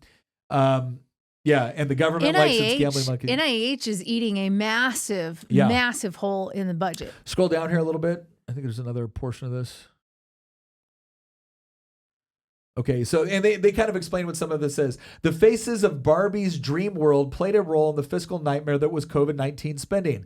Government spending was already out of control when Congress approved $800 billion in COVID Paycheck Protection Program. As federal agencies hustled to get the funds out, quickly it came as no surprise when swindlers rushed to line up for their cut of the COVID cash. Some of us saw the writing on the wall and predicted that shutting down our economy and printing more money to pay the nation's to stay at home work was a financial disaster. But using Barbie's face as proof of identity to steal taxpayer dollars was not on my COVID waste bingo card. Yeah, they actually used Barbie dolls as proof of identity in order to get money from the federal, and they went with it. This massive federal bureaucracy was fooled by this right here when it came to handing out federal dollars. Go ahead and scroll down. I want to get some of these other ways. Yeah, this is just money on the national debt and how the interest has spiked. Okay, this is what's known as South Carolina's locals as Monkey Island is Dr. Fauci's 3,000 monkey colony raised on a state-owned island. The National Institutes of Health signed a $33.2 million contract with a local business to house, feed, and care for these monkeys before they're shipped to research labs around the country. The federal government established the colony in the late 1970s through the multi-million-dollar contract to care for the monkeys, changed hands a few times. NIH also paid millions to a large pharmaceutical company to maintain Dr. Fauci's Monkey Island. These are the sort of things that, again, if you're the DOGE, like one of the things that you could do is go through the budget, because they should have people specifically assigned to just researching the budget, not just the federal agencies, and say, this ridiculous crap ends. This ends. You don't get to tell people that are struggling to make, ends meet or to pay for groceries that this is a useful, spending for their tax dollars. So I think Festivus would be a great place to kind of start to look at some of the federal spending that is taking place, to say, you know what, this should be the last Festivus. This should be the last Festivus. The gift to the American people should be that 2024, last time we ever have to see this. When we go into 2025, we're going to say, Rand Paul, we would love to work with you. You've done an excellent job of finding all of this wasteful spending, and we're going to put it on the chopping block right off the bat as saying, you don't get this crap anymore. Hey, federal bureaucracies, you want to spend money, you're going to have to do a whole heck of a lot more than you currently have done to justify this. You don't get to take us, this is medical spending. You want to cut money for medical spending? You want to cut money for education? I want to cut money for this crap. What do you call that? So that I think would be a great place to start. But now let's it's not going to be enough. It's not going to be enough. Not even close. So let's get into the article that you found, or the site you found. On where are some of the areas that we can cut. And I think we probably should. Let's jump over to the federal spending site first to just give everybody an idea of where does the spending actually take place, because this next one is going to shock you. This next slide is going to shock you, okay? Federal spending, where does the money go? This is Federal Budget 101. Okay, 3 types of federal spending. You have net interest on the debt, which, by the way, that little green portion of that circle, for those of you who are listening, this is a circle that shows, kind of the overall budget. And here's what you get. 4.27% of federal spending in 2021. 2020, go back. That's back when interest rates were 0. Hover back over that. 4.27% is just interest on the national debt. That equals out to $303 billion. That was in 2021. Look at discretionary. Discretionary. This is the easiest part to cut, because this is what Congress has full discretionary authority. Full discretionary authority. Can you go back over and hover over it? Yeah, just leave it on there. Thank you. All right. 1.62 trillion. That's 22.8% of federal spending for 2021. 22% is what the federal government, is what Congress really has discretionary authority over. Now let's go into mandatory. Mandatory is 72%. 73 almost. Almost 73, 72.93. Mandatory spending. So let's scroll down and figure out what we're talking about here. So discretionary spending. Keep in mind, that's over $5 trillion. Yeah, it's over $5 trillion. Discretionary spending refers to the portion of the budget that is decided by Congress each year through the appropriations process. So only 22% of the entire federal budget is actually decided by Congress through the appropriations. And then here's what you see. Out of the 1.6 trillion, a large share, not quite half, but close, goes to the military. Why? Because that's one of the primary reasons why the federal government exists. Go back to Article 1, Section 8. Here's what you're going to find. All of this other spending on things like energy and environment, transportation, housing and communities, science, labor, food and agriculture, education, health, these were not the jurisdiction of the federal government, and for very good reason. But the more money you give to the federal government, the more money the more ways they're going to find to spend it. And even the military budget. Even within that military budget, I mean, a lot of us are seeing reports right now that the Pentagon cannot account for 63% of its nearly $4 trillion in assets, which means that they have to re-spend money over and over and over again because they're not sure how many parts and equipment they have and where they are, and they haven't accounted for them. Things get misplaced or left in other countries when we leave. They're waiting for the Taliban to get back to us on the numbers. And they just know that the spigot's going to stay on. They're going to get flush with cash again because we're a necessary segment of government. Yeah. Well, I'm sorry, but we've got to start auditing them and making them account for what they have. We can't we can't continually tap the American people when we're not even in a wartime to continue to keep them flush with cash to where they don't even need to maintain their own equipment and properly care for things because they just know they're going to replace it. It's like a 3-year-old. Well, Mom will just buy me a new toy. You even have people within the, well, here's the other thing to remember. This is something that Republicans need to be held accountable for. Right? Republicans oftentimes are the ones that are just pushing more defense spending. And it's not because the military, it's not because a bunch of guys in uniform are saying, oh, yeah, we really want this. It is because the military industrial complex has organizations and operations within their congressional districts, which represents jobs, tax revenue, voter, the whole thing. And so this is about, I'm supporting my district. I'm bringing I'm taking care of my constituents by wasting tax dollars on things that we might not need.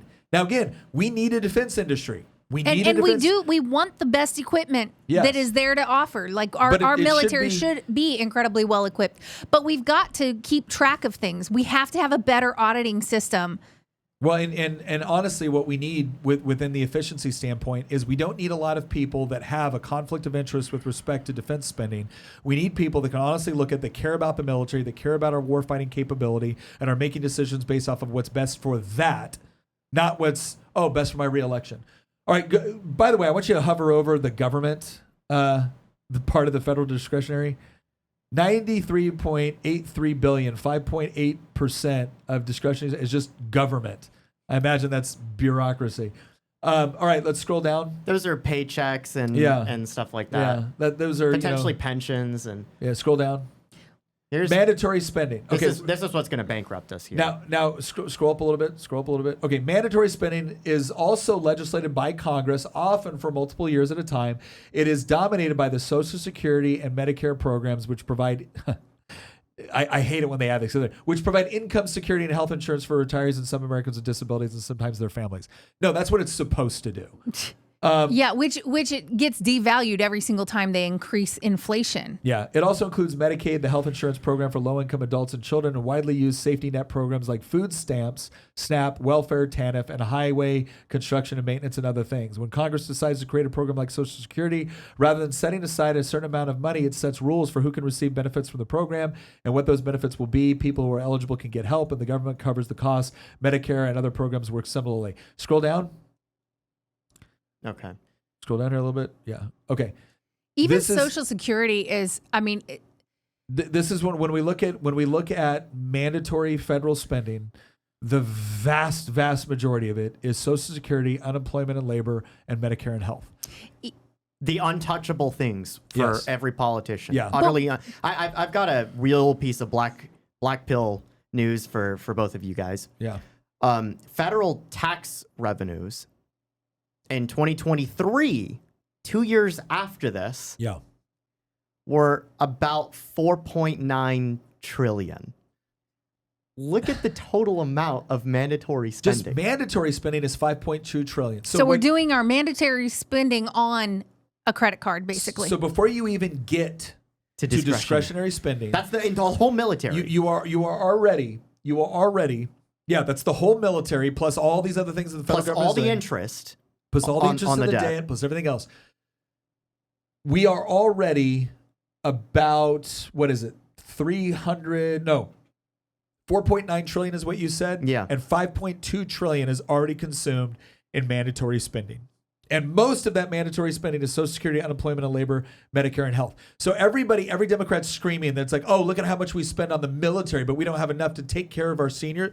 We're already spending significantly more on a bunch of stuff that, again, the federal government was never designed to do and is now creating a situation where it's bankrupting the country. And we need to find the inefficiencies within those programs themselves that we obviously are stuck with and can't get rid of. We have to find the inefficiencies in there. Just a quick story real quick. When my dad had a liver transplant, was not able to work for a period of time, there was a segment of Social Security that kicked in, and they were just telling him, okay, yeah, here's your what's due to you and the whole deal. Well, then a year later they come back and go, oh, we need all that money back because we filed this in the wrong way. And so basically Social Security will give you money and tell you this is what's due to you. And then somebody else will find, this paperwork was done wrong by the last person on your case. And so therefore you have to pay us back $30,000 this year. And it was just, it's wild to me that, I totally understand the mindset of seniors going, look, I paid into this from the time I was 14 years old. I've been paying paycheck after paycheck my entire life, and now they're screwing with me. Yeah. They're not telling me how much I'm entitled to. They deposit the money into my account, and I'm supposed to just trust that they did the accounting correctly. And then when they get it wrong, and if they didn't, they're going to come after you, and they're going to put their boot on your neck again. Like it's not a great system, and it constantly is punishing the people that paid into it year after year after year from the time they were young. But then they'll go and they'll pay it out to illegal immigrants. They'll pay it out to young people that should be working age, but they've got fake disabilities now. I mean, I have family members who are taking off of it and literally not holding down a job because it is just way more lucrative for them to just take a government check. And so we've got to go through and tighten these things up, or else we're not going to be able to make good on the promises to the seniors who've been paying forever. We have a couple of questions here I want to get to. Whitfield says, question, when was the last time Congress passed the 13 appropriation and spending bills individually?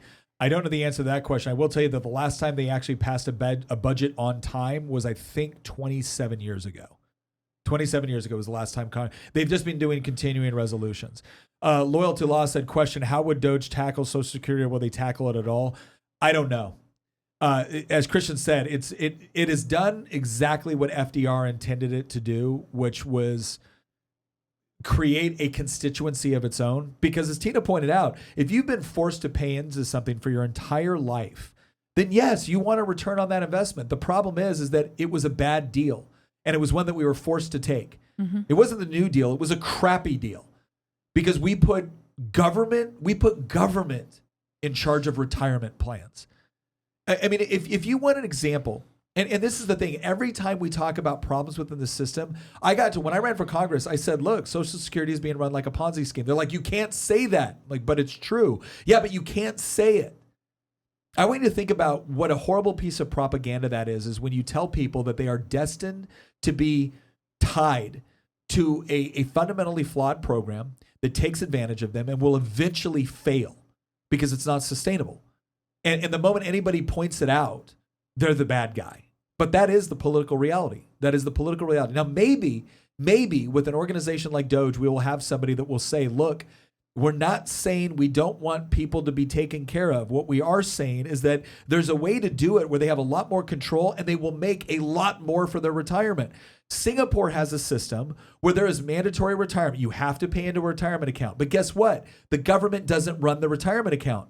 You want to know what the result is? Generational wealth. Why? Because your money is not going into a Ponzi scheme-like system where you pay in and that money immediately gets picked up and paid to a beneficiary. In Singapore, it's getting paid into lucrative and profit-producing companies and investments, and you're getting a return. It's actually growing the economy of Singapore. It's growing the economy at the same time that it's growing your retirement. You want to know how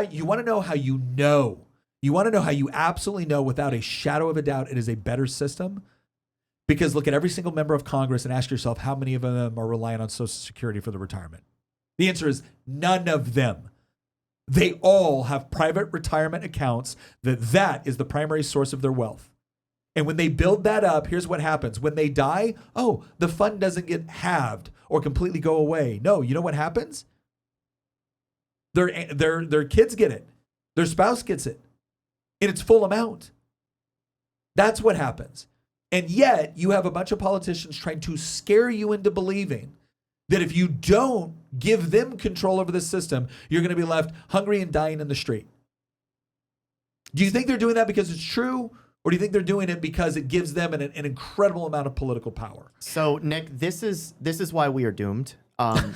The U.S. Well, I bring this up. Thank you, Christian. Everyone always appreciates your black pill moments because nobody wants to see a way that we can actually turn things around. Nobody wants to be happy after a legendary election cycle where we might actually be able to affect any sort of change. People just want to be told that they're perpetually screwed. Hold on. I have to say one thing. Okay. So Christian was wondering why in the world his Twitter exploded during this last election cycle, and I will tell you exactly why right now.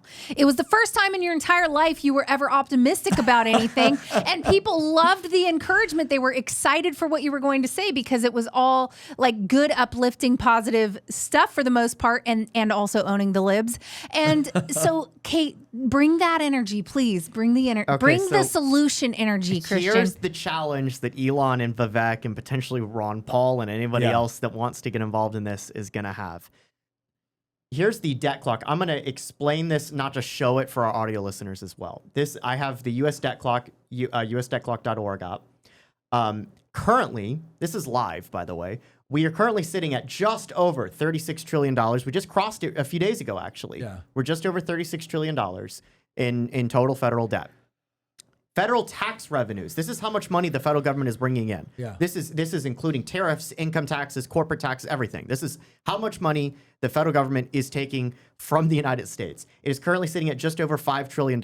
So it's actually up from 2023. Yeah. Remember when I told you that it was 4.9? It's now just over 5 trillion. This number is going up every second, by the way.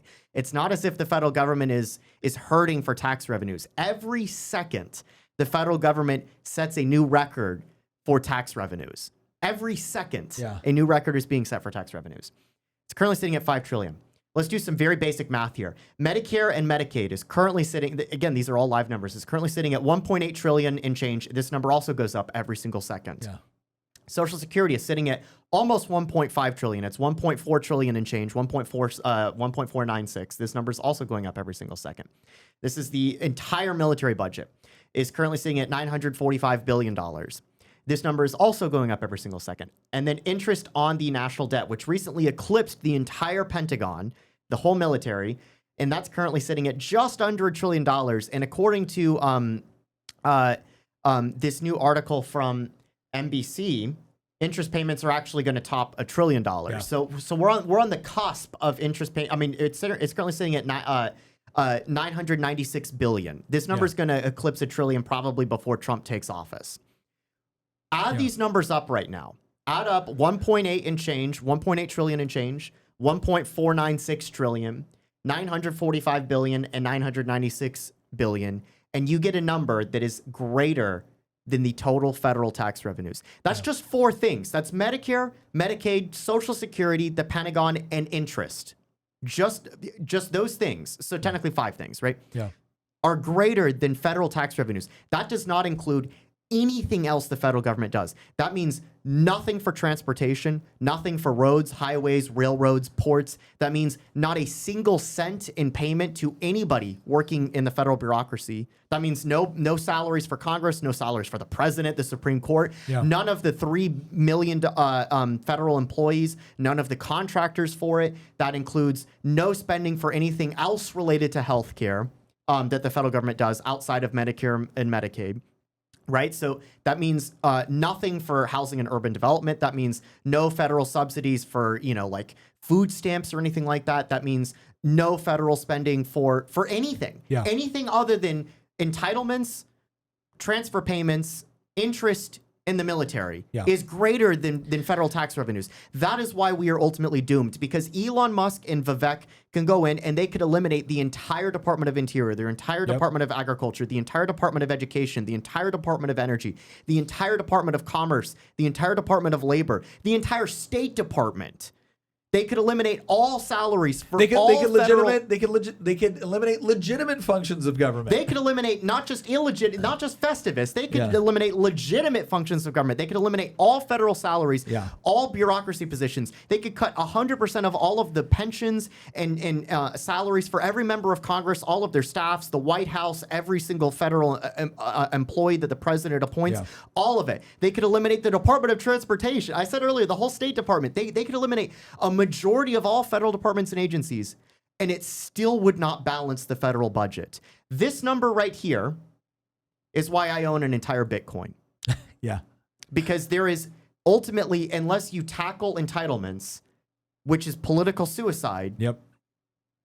There is no way to balance the federal budget, and we know how the story ends. Oh, yeah. It is that the currency units will be printed to infinity because the federal government has made legal promises to people to pay them in those currency units. Yeah. And we know that those currency units, because they will be printed into infinity, they're currently being printed to infinity. Look at the M2 money supply right now. That goes up every second. What's going to happen is that the value of your dollar is going to keep dropping, and it doesn't matter if they eliminate it doesn't matter if they eliminate even legitimate functions of government. It won't be enough to balance the budget. And this is why Democrats will say, "See, this is why we need to increase taxes." Yeah. Well, and this is I'm sorry. I'm stuck on the fact that Christian owns a whole Bitcoin. Have you seen the price of Bitcoin lately? Dang, son, you've got that's like $100,000 almost. It's getting close. Actually, a Bitcoin. It's 93. I actually own 1.3 Bitcoin, but Dang. Look at that. Look at Baller over Listen, there. ladies, okay? He's set up. He's ready He's to got some go. straight up Bitcoin and that Tesla. Remember back when all of the rappers and stuff, the euro was really high in comparison to the dollar, and they were like flashing euros instead of dollars because of how much more value. I mean, that's a thing of the past now, but that's what Bitcoin is now. Well, here, let me look at a couple questions here. Aiden says, there's two questions here. I'm going to read off both of them because there's a joint thing here. Considering that Social Security and welfare systems in general are so inefficient, what can be done at a cultural level and maybe a government level to get rid of it?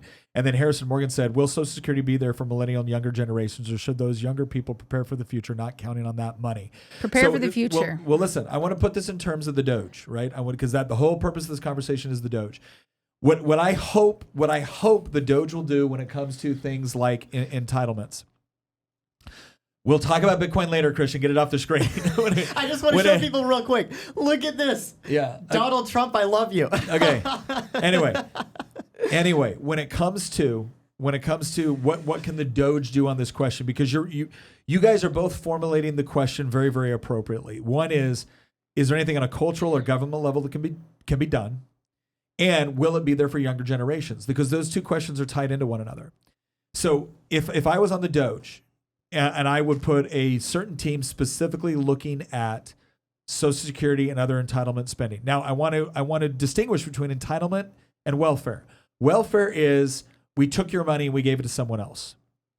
Social Security is supposed to be we took your money and then we gave it back to you in the form of a benefit. But ultimately, they're still taking your money and giving it to somebody else because that's the way it's currently being run. It's not being set in a retirement plan for you, which you then get back, having accrued interest. No, it's being given to a current beneficiary. Yeah, zero interest. So here's what we need to look at. If DOGE could set up and look at it from the standpoint of this is what it means in the future, this is what, and from the standpoint of, look, we made a promise to people. And so we need to do our best to keep that promise. But right now, Christian said something that was very important. And I hope you guys all heard that. The government didn't make a promise to take care of you. I love how they worded that. Oh, it's there to provide support. Oh, it's there to take. No, the government promised to give you a certain amount of Federal Reserve notes. That's what the government promised to do. Now, it turns out the government can just print those Federal Reserve notes. And so they can give you a whole pile of them. They give you a whole wheelbarrow full of Federal Reserve notes. But if they don't buy you anything, you haven't been taken care of, have you? And so I think it's important that DOGE actually take the time. And this is not just Social Security, Medicare, Medicaid. It's with everything DOGE is going to be doing. I hope they actually take the time to properly articulate the problem in a way that people can effectively understand. And then, and this part's going to be important, offer an alternative. And the best alternatives will probably be to point to other things that have actually worked and get people to think about the possibilities of what they could be getting with their money instead of what the federal government is currently doing with their money. And if we can do that, I think we can actually start to convince especially younger generations. So the way that I worded this once to somebody, I said, look, I'm 45. So I've paid into Social Security this whole time.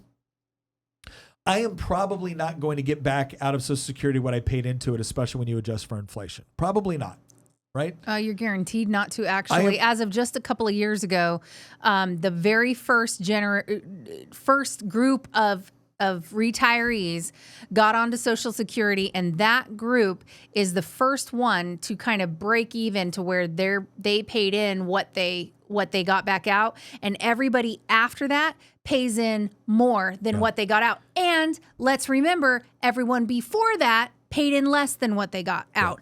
And so when this whole thing was formed, it was so broken already. I mean, people like to frame it up as though, oh, you want to kick Granny under the bus. Well, actually, Granny's generation kicked all of us under the bus. That's how that worked.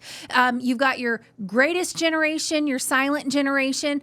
Those are the guys that set this up on the backs of their posterity, basically. And then what'd they do? They decided to stop having as many kids, more and more and more, to where now instead of having 5 or 6 people to prop up the one person who's on retirement, now you have 2 people or 2.3 people to prop up those on retirement, and also the illegals they stick on there. So here's what I would say. What I offered was this. I said, look, I recognize I will not get what I put into Social Security. I said, if you let me keep a portion, like a very small portion, so let's take the entire amount that I pay into Social Security. If you let me keep 20% of that to be able to put in the retirement account of my choice, I would sign a waiver saying the other 80% just goes into Social Security, and I promise not to take Social Security. I promise not to take it. For the opportunity to get 20% back of what I pay into it, I will take a beneficiary off the rolls and keep paying into it. I would do that. Why? I would do that so that my children, who are currently 21, 19, and 16, that by the time they're my age, they only have to pay 50% into Social Security in order to reclaim 50% back. So that one day my great-grandchildren will only have to pay 25% in, right? And then hopefully my great-great-grandchildren will be able to opt out of this program entirely because it is horribly run. And it always will be. It is not a question of putting a better person in charge of Social Security. It created this sort of dependency, I think intentionally, and now it has its own constituency. And despite the fact that it's going to completely just destroy our budget, you have people that the moment you talk about any sort of reform to Social Security, I'll never vote for you because you want to throw Granny over the cliff. I got news for you. Granny ain't going over the cliff. Your grandkids are going over the cliff. Your kids, your grandkids, your great-grandkids, they're going over the cliff unless something gets done about this. So I am I paid into it my entire life. I will continue to pay into it. I am willing to make certain sacrifices provided that we can start to talk about alternatives for future generations so they're not left holding the bag. If you're not willing to have that conversation, you're the bad guy. That's how I'm going to put it. I'm not the bad guy for telling you that a cliff's coming. I'm not a bad guy for telling you that grandma's going to be fine, but her grandkids are not. But if you're not willing to then look at the data and see what it actually demonstrates and be willing to discuss alternatives, yeah, I'm not the bad guy anymore in the conversation. You are, and we got a lot of bad guys in the conversation right now, especially in elected office. Both sides of the aisle are culprits on this too. So that's what I would hope. I hope the DOGE looks at this and dedicates a special thing to just looking at entitlements, not just from the perspective of how do you quote, save them, but from the position of what are actually effective alternatives that would return a far better yield. Here's the bottom line. If you've been paying into Social Security since like 1945, you would have been far better off. Let's say you were born in 1945, okay, and now you're going through collecting you would have been far better off putting the same amount of money you put into Social Security into a private retirement account, some sort of index fund. You would have retired with about $2 million in the bank. If you would have just used the New York Stock Exchange average, because every time we talk about a private option, the left is like, oh my gosh, you want to put money on Enron. No, I don't want to tell you where to put the money. But if you would have put it in the overall New York Stock Exchange average, instead of giving it to politicians to screw with it, you would have retired with $2 million. And I don't mean $2 million for the remainder of your life. No, $2 million. It's yours. You can spend it, you can use it, you can invest with it, you can give it to your kids, you can do whatever you want. Why? Because it's yours. And that includes the 1987 crash, Yes, where it fell 25% in one day. That includes the .com bubble. That includes the 2008 crash. That includes the 2020 crash. That includes the 2022 crash, when the stock markets crashed, when interest rates rose. That includes 4 of the largest stock market crashes in history. And your return would be exponentially higher than Social Security. But like, as volatile as the free market is, you know, it's always more volatile. Giving your money to politicians instead. That's always more volatile. The problem future is Weimar. But like, to pivot back to DOGE's responsibility, yes, the future is bleak in terms of federal finances, which is part of the reason why one day I'm going to get you to interview Lynn Alden to talk about this, because she has talked about this at length. That there is, she has this meme that she shares on her Twitter account where it's Breaking Bad, and it's the line, "Nothing stops this train," and she'll just like share a graph that's like federal interest on the debt, all of this stuff, like, all the entitlement spending and stuff like that, and it's just exponential growth. And people are like, well, why won't Congress do anything to stop it? And she's like, no, this is going to happen. There is no stopping it at this point. Like, it's going to happen. The question is, are you going to defend yourself? And this is part of the reason she's such a huge proponent of Bitcoin. But there are things that we can do to make this less catastrophic. And we have to gut the federal bureaucracy, because, part of the reason that we can't address the mandatory spending problem is because we have cultivated an entire class of voters in this country who vote against the type of politicians, this guy over here, that would actually address this problem. We have, through our own money, we have been paying our ideological opponents to then vote against us in elections and vote people into office that would oppose any sort of necessary reforms that would prevent us from turning into Weimar Germany. And the only way that we avoid a Weimar fate in this country is if we stop voting to create a class of people in this country whose entire incentive structure is to elect people to office to continue the Weimarification of the United States. And so, actually, believe it or not, it's kind of like a second and third order set of effects.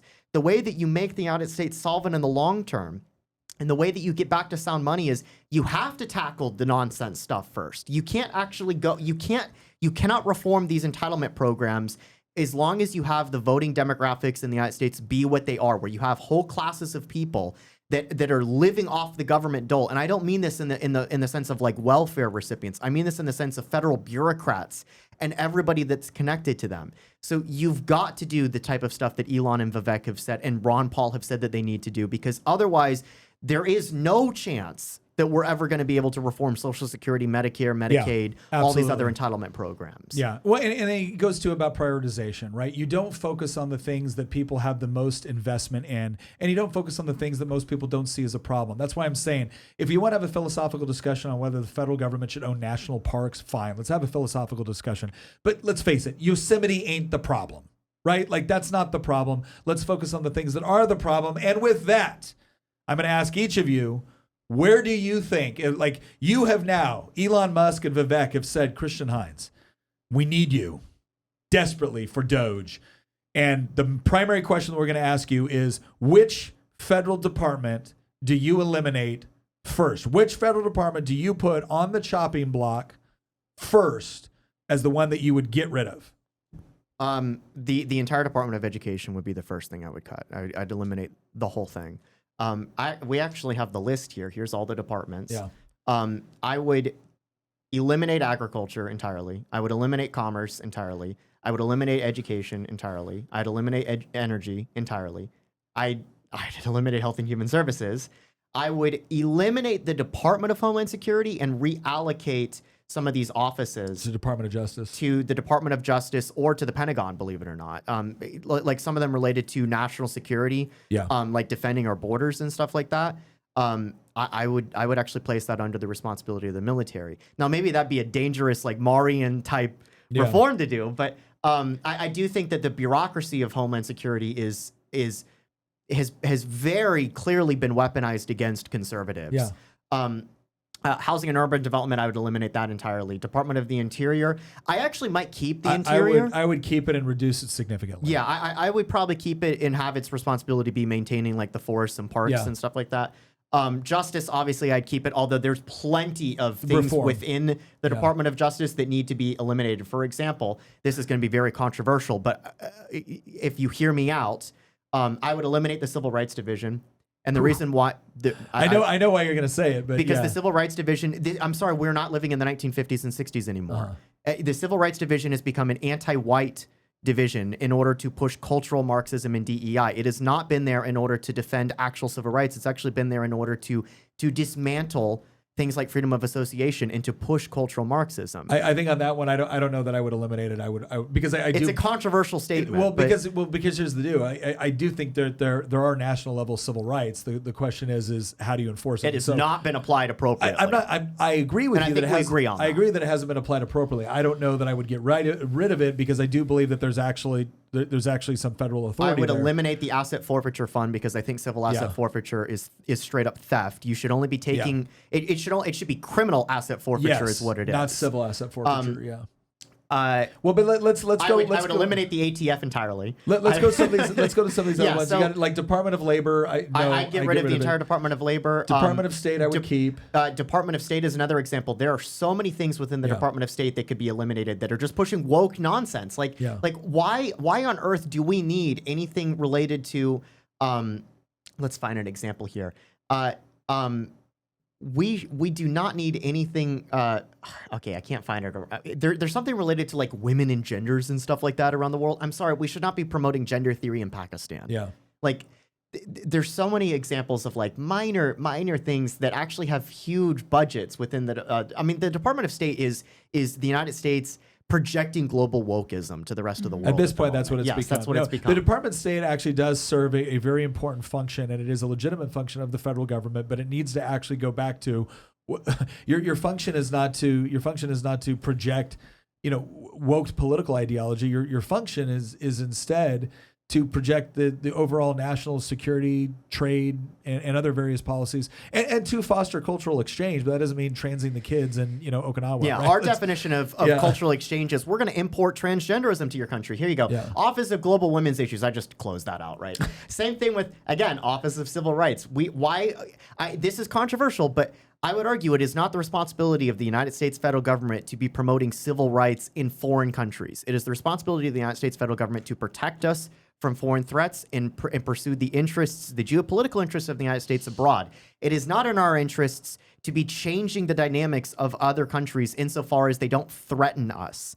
And so I don't see a reason for us to be trying to changing the culture of Afghanistan, right? We did nation building in Afghanistan for 20 years. Keep going, anyway, point is that I know those are controversial positions to take, but there are legitimate things within the State Department that should be cut that are promoting wokeism.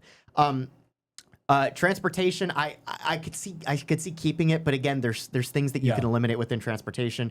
Treasury is actually useless as long as the Federal Reserve is around. I would keep it because I want to get rid of the Federal Reserve, but at the moment, it's a relic of a bygone era. Veterans Affairs. Part of me actually kind of thinks that you should eliminate the Department of Veterans Affairs and transfer the responsibilities back to the Pentagon to be paying things like pensions and providing health care. Let me talk on that one because you know more about this than me. Instead of answering my question, you actually, I think, answered everybody's.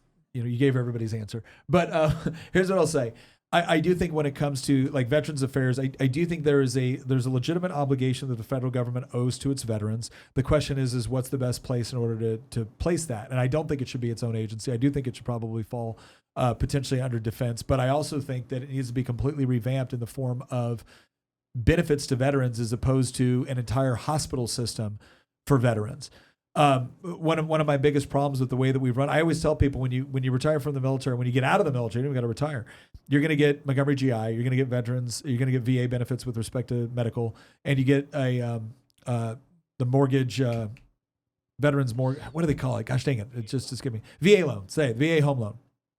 I liked my VA home loan. I liked it. Why? Because it was a benefit that I took out, and then banks competed over me.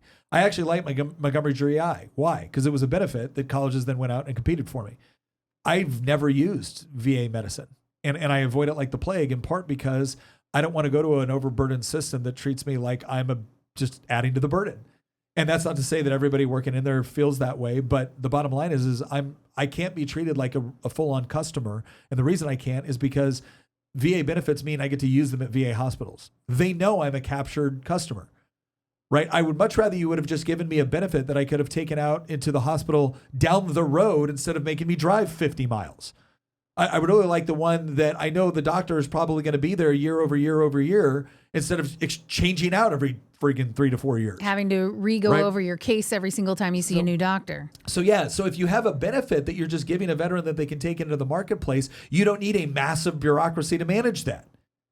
And so, I tend to agree with that. Well, listen, I think Christian kind of there's obviously a lot of other like different agencies and tribunals and things like that. But so Christian basically, I think he handled probably pretty close to the $2 billion he got pretty close. He's close to the $2 trillion as you can with the discretionary spending and the executive branches. Tina, do you got anything to add to that? I agree with what Christian says, but like, what should they go after first? Yeah. First, it should be absolutely anything that was DEI woke policy related, anything like that. Just axe those positions from every single agency first. So you wouldn't look at it so much as a like obviously there's I want to eliminate entire agencies, but before you can eliminate an entire agency, let's go through and axe all these other positions first throughout the entire government. Yeah. No, I think that makes sense. And then, I mean, I guess this doesn't fall under an agency, but I personally believe that we should not be giving any foreign aid, period, the end. No foreign aid. None. I'm with Tina on that. Here's what I will say. I know that is I'd rather fight the war. Let us just get rid of it. Okay, baby, because Luke will be fighting it, not you. Okay, not me, listen. Luke. Yeah, right? okay, go ahead and put that back into our Department of Defense then so we can fight wars properly. Well, get rid of all the DEI crap. Yeah. No more foreign aid, period, the end. Okay, look, I know that is incredibly popular. I'm willing to hear the nuanced argument. Here's the nuanced argument. I would significantly cut foreign aid. I don't know that I would cut all foreign aid, and I will tell you why. Because one of the things foreign aid can be used for effectively is helping other people fight conflicts that we would get drug into. And if we have certain people that want to fight certain conflicts for which we have a vital U.S. interest, I'm very happy to allow other people that are maybe on the front lines of that fight it with their people and our assistance as opposed to our people and all of our money. Okay, I'll make you a deal. Okay, like we'll negotiate this since it's all up to us right now to solve this problem. We are DOGE. Listen, foreign aid starts at 0 and your country gets credits based on your treatment of the U.S. and what you can do for the U.S. in return. No, I am all about zeroing out all foreign aid for every budget cycle and then only delivering it in situations where it actually makes sense for U.S. interests. I'm all about that. Everything you want to do is humanitarian stuff. That can be done through the private sector, through charity. In fact, Americans give a significant portion of their income every year to charitable causes, to include international charitable causes. So you can do that. U.S. tax dollars should only go in aid when there is a vital strategic interest associated with that. And it should not be automatic. Those countries need to come hat in hand, kneeling before our country to get the foreign aid they want. And then they better make sure all their people act properly toward us. Okay. Holy crap. All right, Caleb. That's going to be popular. All right, Caleb said, last couple questions. You've got to answer it, Nick. I'm going to. Okay. I'm going to answer it as the final making the argument portion. Caleb says, question, do we want to talk about how minor children who live in a residence with Social Security recipient also receives a Social Security payment monthly? Look, I think that we've talked a lot about Social Security. I think overall we can all admit that there's a ton of problems with respect to how it's managed. And this is also one of the things that people need to understand at every single federal program is that every time you create a federal program, there will be some people who are left out barely. And then there will always be a politician that will say, oh, we included everybody, but we forgot these people and they need to be included as well. And every time you move it to include more people, you know what you also created? People that were just barely left out. And then what do? You just keep expanding the size, scope, budget, and authority of the bureaucracy by its very nature. by its very nature, because you will always be able to find a use case of somebody that is potentially deserving, right? But then to get the deserving people, you get a bunch of other people that are not necessarily deserving or gaming the system. And so that's why we have to ask the far harder question of what is an appropriate thing for the government to try to tackle, and what would be better left to private sector, charity, and everything else. We had a couple of questions from Intensive Care Bear. Andrea, does DOGE have a chance at cutting from the Fed? All of these problems stem from our central bank. Again, that's another area that if I was running the DOGE, I would have a group. So again, part of this is organization on how do you select people to tackle what, right? Do you have people that just tackle DEI, or do you have people that tackle departments, and DEI is a portion of what you're looking for, right? So some of that organization comes down to just a managerial structure. I would have the Fed and monetary policy, a section of the DOGE that is specifically looking at the Fed, the Treasury, and federal monetary policy. I would absolutely do that. And then I would make recommendations on how you would actually reform or eliminate certain things within the way that we gauge monetary policy. I think I got all of the questions. Oh, Whitfield, in all caps. Dude, stop yelling at me, man. Why do we have redundant departments? That's easy. Because we're creating more bureaucracies. And they will argue that they're not redundant. They're tackling the problem from a different angle, or they're coordinating functions or budgetary things from a different sector. They will always come up with some way to try to explain how they're not actually redundant. They're just doing it from a different, again, perspective or mechanism. But the reason why we have them is because for politicians to throw money at a problem, or to create a program, or to create a grant fund, or create a department, is always a way for them to appear that they are doing something. And you want to know why we have more of them? Because politicians have been rewarded for creating them by getting reelected. A large part of this, as much as I love to trash politicians, I forget the political satirist that said it, but he said that, democracy is the theory that the people know what they want. H.L. Mencken. Democracy is the theory that people know what they want and deserve to get it good and hard. And the bottom line is most of politics is marketing. And if I can market to the voter that I'm fighting for them and I'm doing something for them, and look at this department, look at this building with my name on the side of it, or look at this budget appropriate, or look at this bill with my name on it. See, this is evidence that I'm taking care of you. Well, then they get reelected. And so they keep doing. Like I said, I've said it once and I'll say it again. There is a very, very cynical statement that we use in politics, both state and federal level, and that is, no one ever lost an election for spending too little money. Or for spending too much money. No one ever lost an election for spending too much money. No, but people have lost their heads. Yep. They have, and that's usually what ends up happening. Not in America, right? But overseas, they have. In Russia and in France. When you have inflated the currency in order to subsidize your spending habits enough, at some point your economy collapses, and at that point they're no longer rewarding the politicians. They're bringing out the guillotine, and unfortunately, that seems to be what it's taken in certain ways. But Whitfield, I will keep shouting about this. Freedom of speech, bite me. Gosh dang, Whitfield, I'm on your side, man. Okay. Hang on. Connor said he had a question from earlier. Would the militia be an alternative to big government defense spending? How would it be set up today? It was originally set up to be just that. And let me give you the first. Let me give you an example of how the militia system was actually organized in order to create a national security crisis: the Civil War.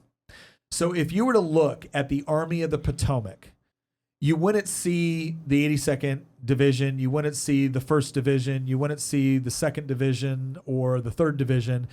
What you would see is the 1st Massachusetts, the 20th Maine, the 96th Pennsylvania, the 1st Minnesota. What were those? Those were the regiments that were called up by the respective states that were then called into federal service in order to meet a national crisis, right? And what did you see in the South? The 1st Virginia, the 22nd Mississippi, the 3rd, Tennessee Cavalry, right? You saw the same thing. So for a good portion of our country's history, the federal military was relatively small. At the onset of World War I, the United States had a smaller national military than Romania, right? We were like, I think 115th in the world or something like that, with respect to the overall size of our military. And yet we had somehow not been invaded since, 1812. And part of that is because of our very favorable geographic location within the world. In fact, that's a main reason why we've never been, significantly invaded since then. So the answer to your question is, could we meet our national security objectives with respect to defense through a system that reemphasized the state militia the way it was initially envisioned by the founders? Yes. Yes, we could. It would, however, significantly reduce our ability to project power in other parts of the world. Now, we're going to save that conversation for a different podcast, but I wanted to answer your question because you had asked and I didn't want to. But if we started using letters of marque and reprisal, we could probably save a lot of money. Yeah. A lot of money. And then finally, Christian asked a question which I'm going to ignore. And when are we going to do a podcast about Bitcoin? Christian just wants to tout how much Bitcoin he has. You hear that, ladies? It's in the news. He's like, hey, ladies. Christian is a financially responsible. Check out the Bitcoin on this. He's rolling it over here with his Tesla and his Bitcoin. We're at over 2 hours. I got to close this podcast out. So here's what I'm going to end with. One of the things that we wanted to do today, again, the objectives that we set out are what is DOGE? What is it going to do? How should it be organized? What are some of the things it should tackle? I think we answered a lot of those questions. We also answered some questions that I thought were important, and that was the idea of what is the sort of backlash that they're going to experience, and how do we go through that process of actually mitigating that backlash? And this is something where you, whether you're a member of DOGE or not, actually have a role to play in this game. Even though we're probably, sadly, not going to be members of the DOGE, we have a role to play because they are going to engage in some very important work.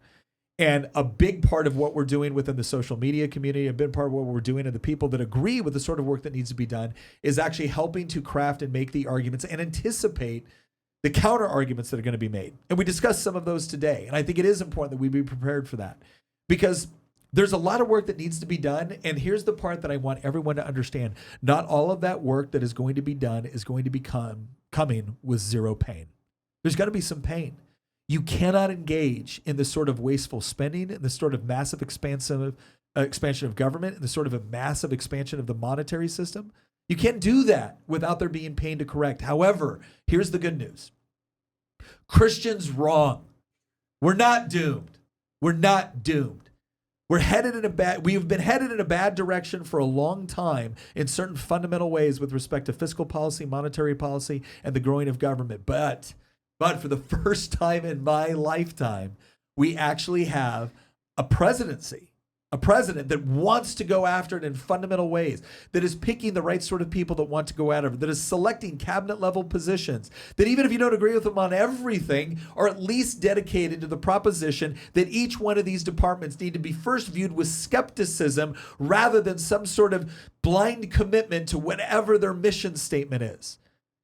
Yes, there are certain legitimate functions of the federal government, and yes, we want those functions to be played out responsibly, effectively, and efficiently. But if we want to get to that, we need to first come with a healthy bit of skepticism on the way that they have been doing business, spending money, and what they've been prioritizing. And I think we're picking the people that can do that. Now, the good news is that to the extent we can have an administration that is dedicated to that proposition, we have it. We have a Congress that is controlled by the same party. We have a Supreme Court that has demonstrated a willingness to relook bad decisions in favor of a more constitutionally focused approach. The political tools are there. The question is will the culture support it? And the culture ultimately doesn't get to be dictated by politics. Politics has an influence on it, but it doesn't get to dictate it. We get to do that. We get to do that with the way that we raise our children, with the way that we raise our families, with the way that we talk to people, with the way that we engage with others, with the way that we utilize social media in order to make the arguments for the necessary changes that need to take place, and the way that we get people to understand that they're not only necessary, but they're the actual way that you save us from the brink. This is something that we should be excited about, not because I'm going to get to realize all the benefits within the next 4 years, but because I'm setting my children and my grandchildren up for success. And if you actually want to be considered something along the lines of the greatest generation, be the one that are willing to make those hard decisions, that are willing to make those arguments because you're excited about the sort of future that it will create. And that's why I'm optimistic. I'm happy about this. I am seeing people wake up not just to individual policy decisions, not just to individual political races. I am seeing people wake up for the first time to fundamental truths and realities that has been sorely lacking. And that's why I'm optimistic. But the job now is to keep the emphasis on that, to keep the focus on that. And one of the best ways that we can do this is something I experienced last night. Because I'm sitting in a room full of people that were there to talk about medical freedom and food freedom and just overall health freedom. And along with talking about that, the conversation wasn't exclusively, what do we do about politics? The conversation was, what do we do for each other?